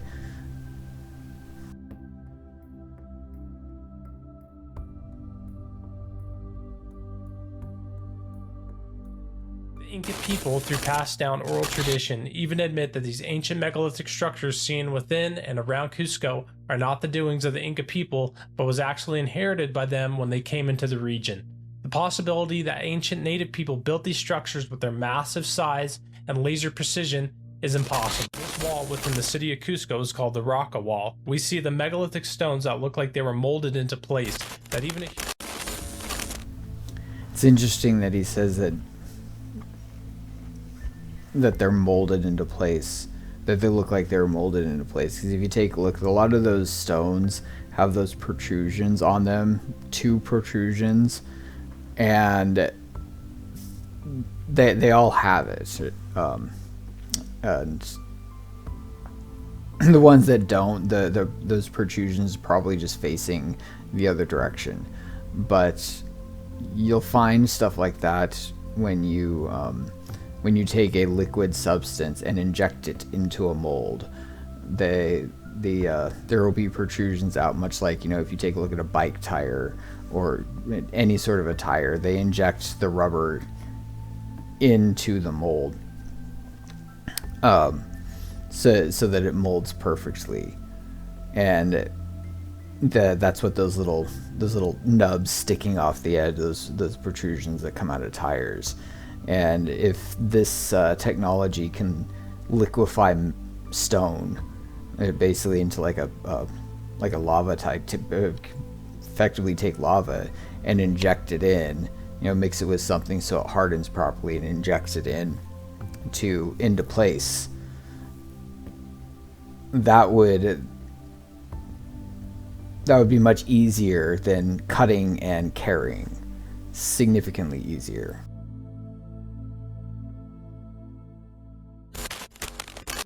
Couldn't fit in between. We then see the Inca building techniques. You can see it's almost like they tried to copy the previous megalithic techniques with some of the perfect placement stones, but it's nothing like the previous precision of the megalithic structures. We then see the Spanish colonial building techniques that have a lot of mortar and look really sloppy. Again, mainstream archaeology claims this to be the work of the Inca, but the Inca people even say themselves they didn't build these megalithic structures but inherited them. In this picture from the 1930s, you can see the megalithic wall with then an additional... Yeah, I'm sure you saw all the protrusions on those individual pieces of stone. Each piece of stone had 2 protrusions on it. And there wouldn't be any reason to cut the stone to have those protrusions.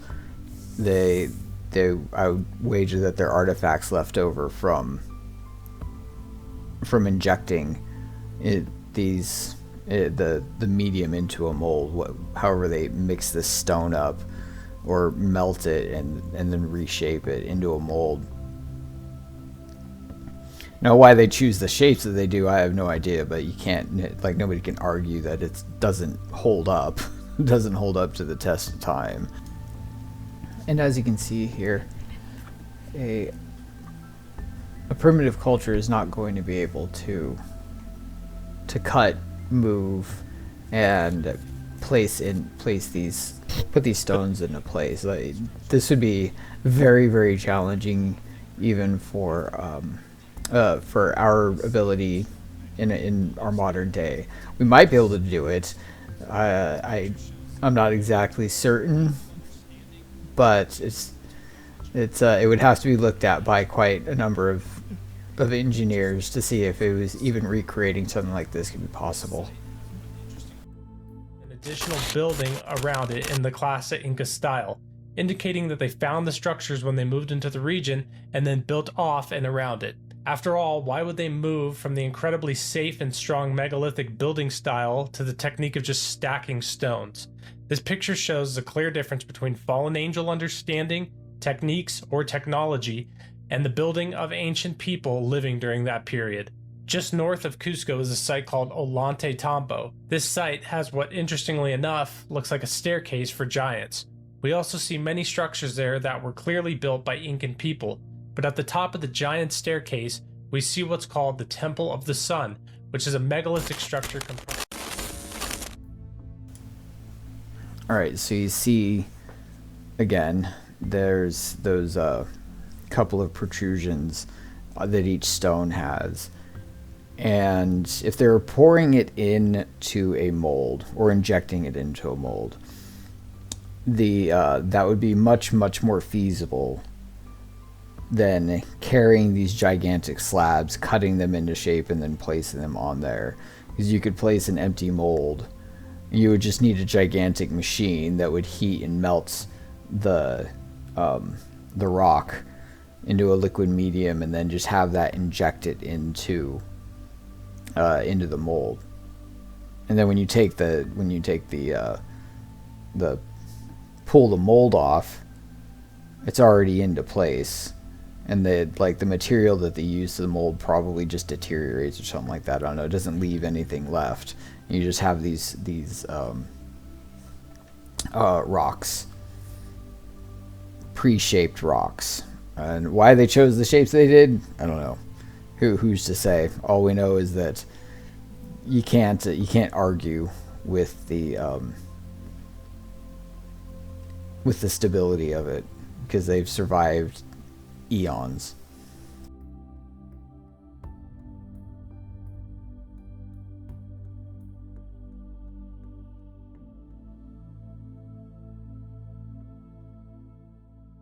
Structure comprised of 6 50-ton stones. These stones are made of red porphyry that is too hard of a stone to be crafted with the tools that the Inca had at the time, just like all the other previous locations with megalithic stones. The quarry for these stones is also known to be 4 miles away. Even today, crafting and moving these massive stones would be an incredible feat. It's impossible to imagine such an act being done with just ropes and people. Sacsayhuaman on the northern outskirts of Cusco is one of the most impressive megalithic sites on Earth. The massive size of the stones here, with their precise placements and laser precision, is another example of impossible building techniques for ancient people. These stones once again look as if they were molded into place. The ancient people alive back then weren't filing these massive stones. They once again didn't even have the types of tools needed to do such a thing, and the stones don't have any signs of tool markings on them. The largest stone blocks at Sacsayhuaman are over 28 feet high and weigh around 120 tons. One of the stones on the outer wall is so precise that it has 12 precise cuts to fit in perfectly to match with 12 other stones. Quinco is a site near Cusco. This site is pretty incredible because it looks like the shape was just pulled right out of the natural stone with laser precision. Perfect angles, no deviation. The Inca at the time had bronze tools, way too soft to even work on this type of stone. They had not learned to work with iron yet. Similar to the other sites in and around Cusco, there are no tool markings on any of the stone cutouts. So there you have it. It's important to note the difference in architecture and capabilities between the megalithic and the primitive tribes. That it's plainly obvious that that those megalithic structures were not built by primitive Mesoamerican tribes. They didn't have the capability to it. And even if they did, it's horribly inefficient to take up such a large undertaking. It would be so much faster to haul smaller chunks of stone over and maybe cut them and fit them into place than to try and just haul one big massive stone. And even if they I don't even know how big of logs you would have to put that thing on. And then the possibility that the moment you get that thing on like soft dirt, the logs are just going to get, with that much weight, the logs are going to get forced into the dirt. There's no way you're going to actually get that thing to move across ground with just hauling gigantic logs. I mean, the logs themselves, you'd need pulley systems just to move the logs themselves.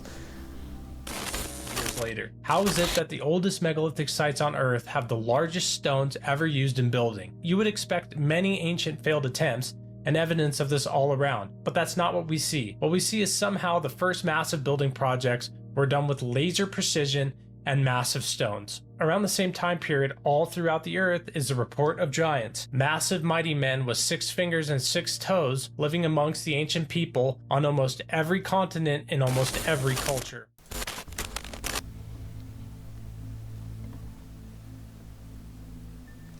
And the Nephilim were on the earth in those days, and also afterwards. when the sons of God came into the daughters of mankind, and they bore children unto them. Those were mighty men who were of old, men of renown. There's many a scholar attribute this section of this verse in the Bible, Genesis 6:4, I believe. But as I also stated earlier, there's nothing stating that these could not have even built before mankind, before man even populated the earth.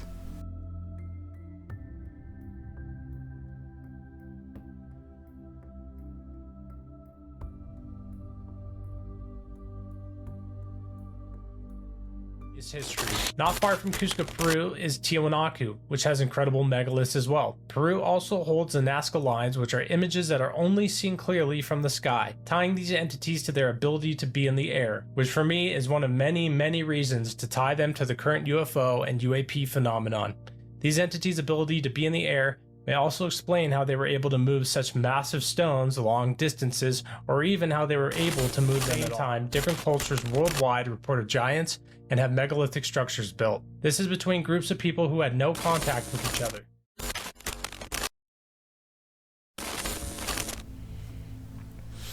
Alright, so next I would like to discuss the age of Earth. I know it's very common amongst the believers, Christians, to say that the Earth is no more than 6,000 years old, because that's when Adam was brought onto the Earth, and effectively kind of where the story of in the Bible starts. There's one thing to understand, that very few timelines are actually discussed in the Bible. How we figure out or deduce how the time frame of the Bible from Genesis all the way up is when we're given the ages of the characters in the Bible, how long they lived before they passed away. Like Adam lived, I think it was like 930 years or something like that. I forgot how long it was, but Adam lived nearly 1,000 years, and as his children and descendants, as they're given their ages and various other events that happen that we can deduce through, like when civilizations existed and whatnot, that the age of, well, basically humanity, we get to roughly about 6,000 years, 4,000 years from when Adam to when Jesus walked the earth, and since Jesus's time to here, another 2,000 years. So, and many people want to believe that that's when, I mean, not just Earth, but some will go as far as the entire universe started. However, when you take a look at at Genesis, it says, in the beginning, God created the heavens and the earth. Like, it doesn't say anything about the universe or anything. It's just heavens and the earth. But we can see that the rest of the universe is out there. It's undeniable. Anybody who is going to refute that is not a serious person. So, what we can do is deduce the age of basically the rocks that are here on Earth, and they use this object here, this piece of equipment, a thermal ionization mass spectrometer. The age of rock is determined by radiometric dating, which looks at the proportion of two different isotopes in a sample. Radioactive isotopes break down in predictable amounts of time, enabling geologists to determine the age of the sample using equipment like this thermal ionization mass spectrometer. And there's various other pieces of equipment and whatnot. In this article here, we'll scroll on down. This kind of talks about the history of radiometric dating and carbon dating and all that other stuff. Radiometric dating requires an understanding of isotopes. Isotopes are variations of elements differentiated by a number of neutrons in their nuclei. They're isotopes of unstable radioactive elements known as parent isotopes, eventually decay into another more stable element known as daughter isotopes in a predictable manner and in a precise amount of time called a half-life. The half-life of an element is the amount of time required for exactly half of a quantity that the elements of that element to decay. The age of the element can be determined based upon the ratio of parent to daughter isotopes within the sample. One problem with this approach to dating rock and minerals Earth is the presence of the rock cycle. During the rock cycle, rocks are constantly changing between forms, going back and forth from igneous to metamorphic to sedimentary. Old rocks may even be destroyed as they slide back into Earth's mantle to be replaced by newer rocks formed by solidified lava. This makes finding an exact age for the rocks difficult because the original rock that formed on the planet at the earliest stage of its creation is no longer here. The oldest rocks that have been found are about 3.8 billion years old, and some tiny minerals have dated at 4.2 billion years. To get around this difficulty presented by the rock cycle, scientists have looked elsewhere in the solar system for older rock samples. They have examined rocks from the moon and from meteorites, neither of which have been altered by the rock cycle. The same technique, all the data from Earth beyond, has led to an estimated age of 4.5 billion years for our planet. And so that's just an estimate. It could be older. But I don't think it's younger. I sincerely doubt that it is younger. And that's just Earth. And one of the things that you can look at is that when God actually formed Earth, before putting Adam onto it, he explained that basically the way he describes it is Earth is a giant ball of water, as though there was another flood, the first flood. And you can find articles where I don't know if it's geologists, but scientists have looked at the sediment levels within the Earth, and they are about they've estimated that there's been 5 mass extinction events, and it's a good reason to believe that there has been 5 periods of major civilizations that predate Adam. And one thing that people need to understand about the Bible is not about the creation of the earth. It's not about the creation. It's not even about the creation of man. It's a biography, a very short biography of the creator of the universe and his time that he spent here on this little podunk planet Earth with his children, and dealing with the iniquity that has come into creation. That's the long short of it. it gives no dates. It doesn't. There's no dates in there, so we have to basically deduce the age of humanity through that. And so we're also going to go on to like how got this next one here. This is the Center for Astrophysicists. So they have discovered a galaxy named HD1. The galaxy candidate is some 13.5 billion light years away. And something to understand about light is that, and when we see these things, when a galaxy, or not a galaxy, but when a star is created, it generates light. So that light starts traveling at, the speed of light speed.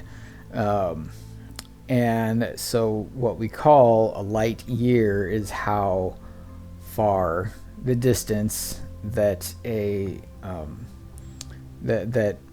photon of light travels within a year. And as Brandon Biggs explained earlier, as we saw in that video earlier, how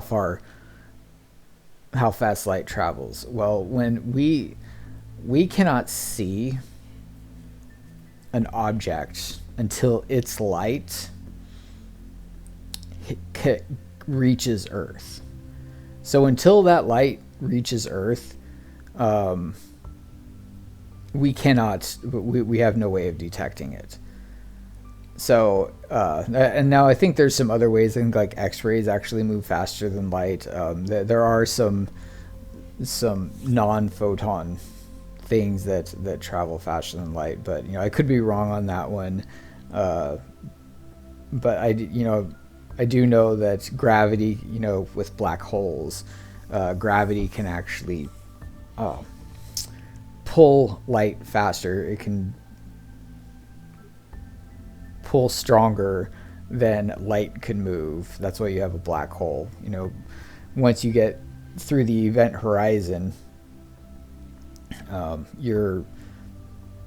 it's actually pulling light in. So anyway, back to what we're doing. So they're talking about this galaxy that they found that's right here, wherever this is in the sky. And I believe this was also found with like the James Webb telescope. But anyhow, so this galaxy is 13.5 billion light years away. So that galaxy did not show up in Earth's sky for 13.5 billion years before that galaxy there showed up. So the light there had to travel for 13.5 billion years, 14 billion years before it even made it to Earth. And what you're looking at is a galaxy from 13.5 billion years. It's really more like if somebody had taken a Polaroid or like taken a video and then shot it through space, and then you get it and you look at it, you're actually looking at 13.5 billion years ago. You're not seeing what's going on in real time. You're seeing whatever happened 13.5 billion years ago.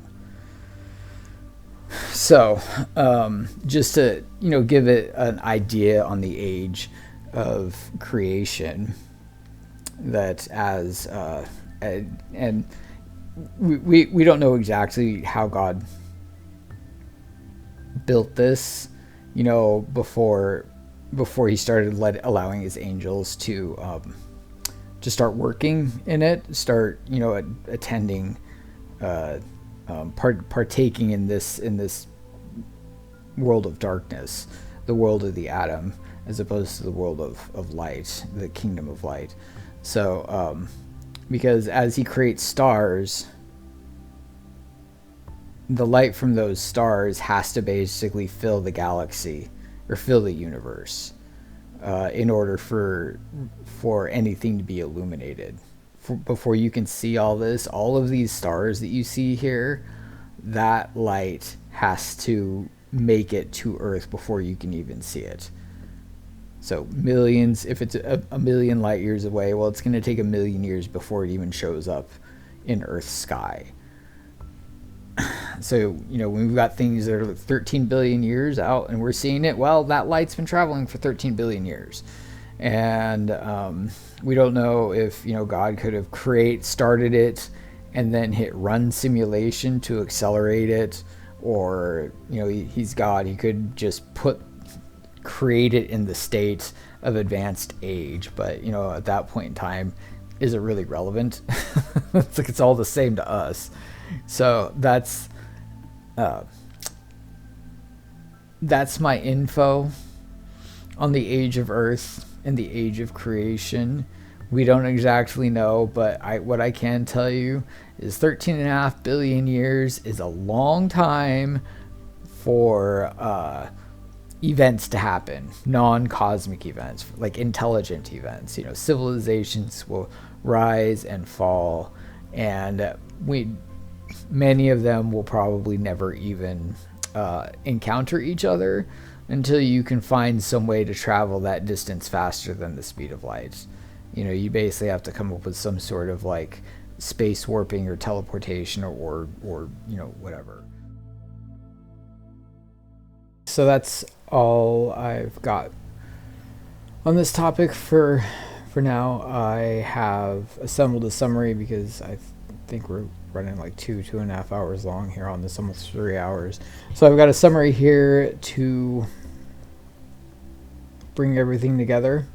It is AI generated, but I promise I won't hold it against you.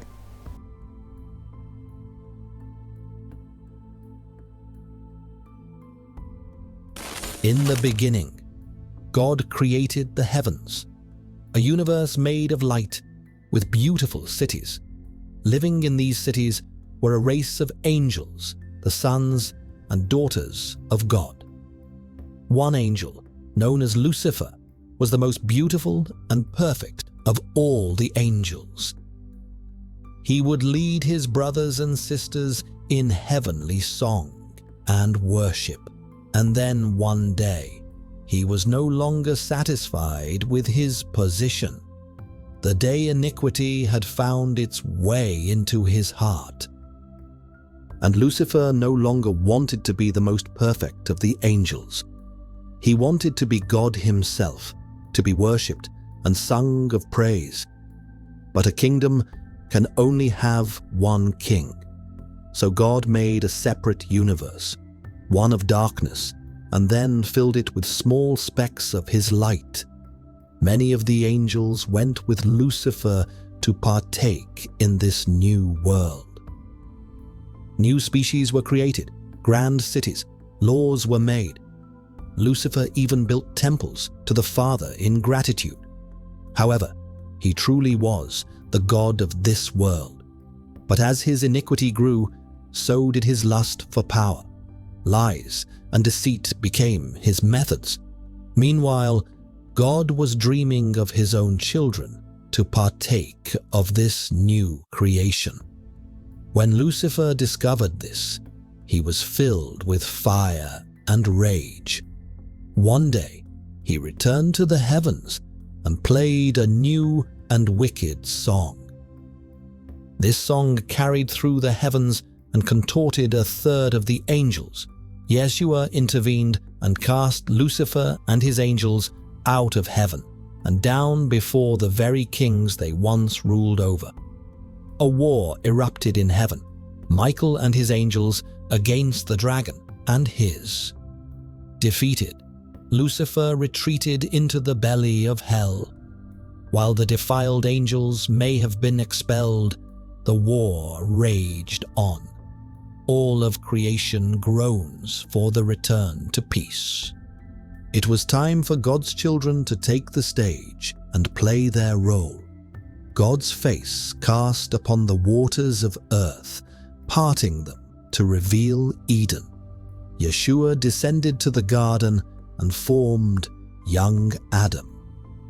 Every day he visited Adam, gave him tasks, and watched him grow, till he decided that Adam needed a regular companion, to which he gave him Eve, made from Adam's rib. Do as you please, but do not eat from the tree in the middle of the garden. lest you will die," God said. Adam and Eve were never really alone, as there were always angels to watch over them, even one ever so beautiful angel, Lucifer. In time, Lucifer and the young couple got to know each other quite well. One day, when Eve was alone, Lucifer came to talk to her. Planting the seed of curiosity, he convinced her it was actually safe to eat the fruit. So, she ate the fruit. Adam saw that she still lived, so he ate the fruit. Adam and Eve both realized that it was not their bodies that died, but their divinity. Realizing their mistake, with fig leaves, they covered their shame. When Yeshua returned and confronted Adam, having never known trouble before, panics and blames Eve for giving him the fruit. He also blames Yeshua for giving him Eve. Eve, in turn, blames the serpent for his deception. With judgment cast and penalties met out, the prophecy of the serpent's destruction spoken. Thus, the seed war began between the serpent and his seed and the woman and her seed. The despaired couple leave the garden to rebuild their lives. Over time, a group of angels took interest in the children of God. They observed how humanity governed and spread. When the beauty of the daughters of men had captivated many of these angels, Simyaza had convinced the watchers to make a pact that they will go to the kings and teach their men of trades and war in exchange for their daughters. Eagerly, the kings accepted. The bargain struck, and the angels had their very own human wives. And their offspring grew into both mighty men and giants, men of mythology and renown. These angels, who had defiled themselves, had set up their own territories to share the earth in the new governorship through their progeny. Humanity became servants and cattle. As the world could not sustain the giants, they soon turned to eating the people. The Nephilim built grand cities, pyramids, and buildings of massive stone where they sat and ruled, and the Watchers divided up their territory and ruled the earth as mythical gods. But the giants continued to grow, continued to multiply, continued to consume. This displeased God. Judgment was cast upon the Watchers, and they were chained beneath the Euphrates. Their progeny, invoked to commit war amongst each other as their sires were forced to watch. While these wars raged on, God found Noah to be perfect in his generations, unspoiled by the genes of the fallen angels. God bid Noah to build an ark to prepare for a global flood. The earth opened up. The waters of the deep flooded the land. Rain fell on the earth for the first time. 1 year goes by, the waters have receded, and the children of Noah go their separate ways. Humanity is restarted once more. Generations go by, and Nimrod, another man of renown, is born. Nations he builds as mighty as his hunting. The Tower of Babel rises and falls. Humanity is scattered.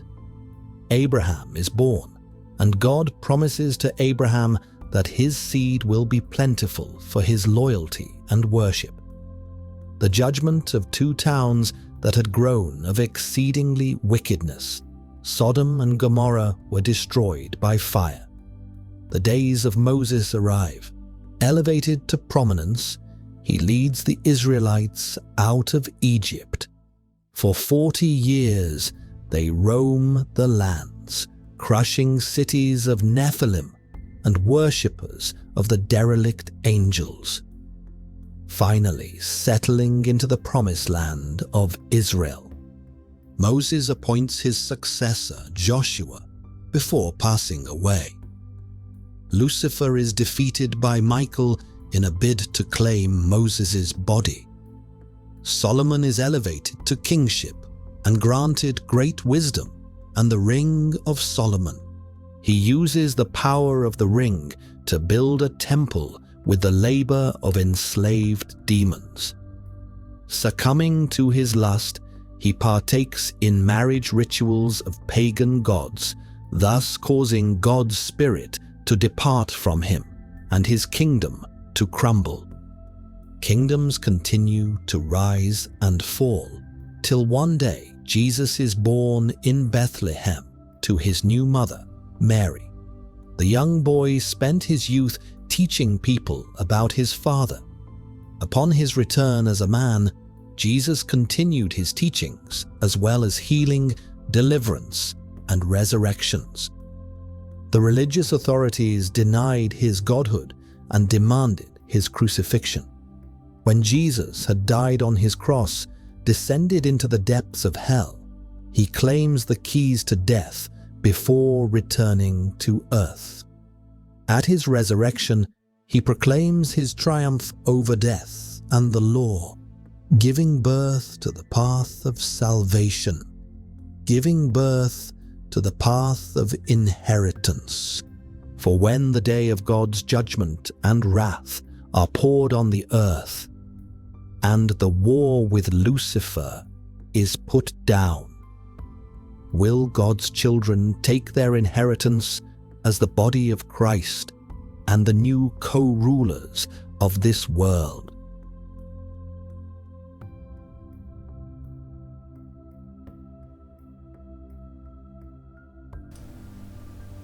So there you have it. Thanks for sticking through to the end. If you could, please, if you found this informational, please share it. I guess YouTube's algorithms have gotten completely and utterly whacked out. So I'd appreciate it if you could give this a share. Thanks. See you on the next one.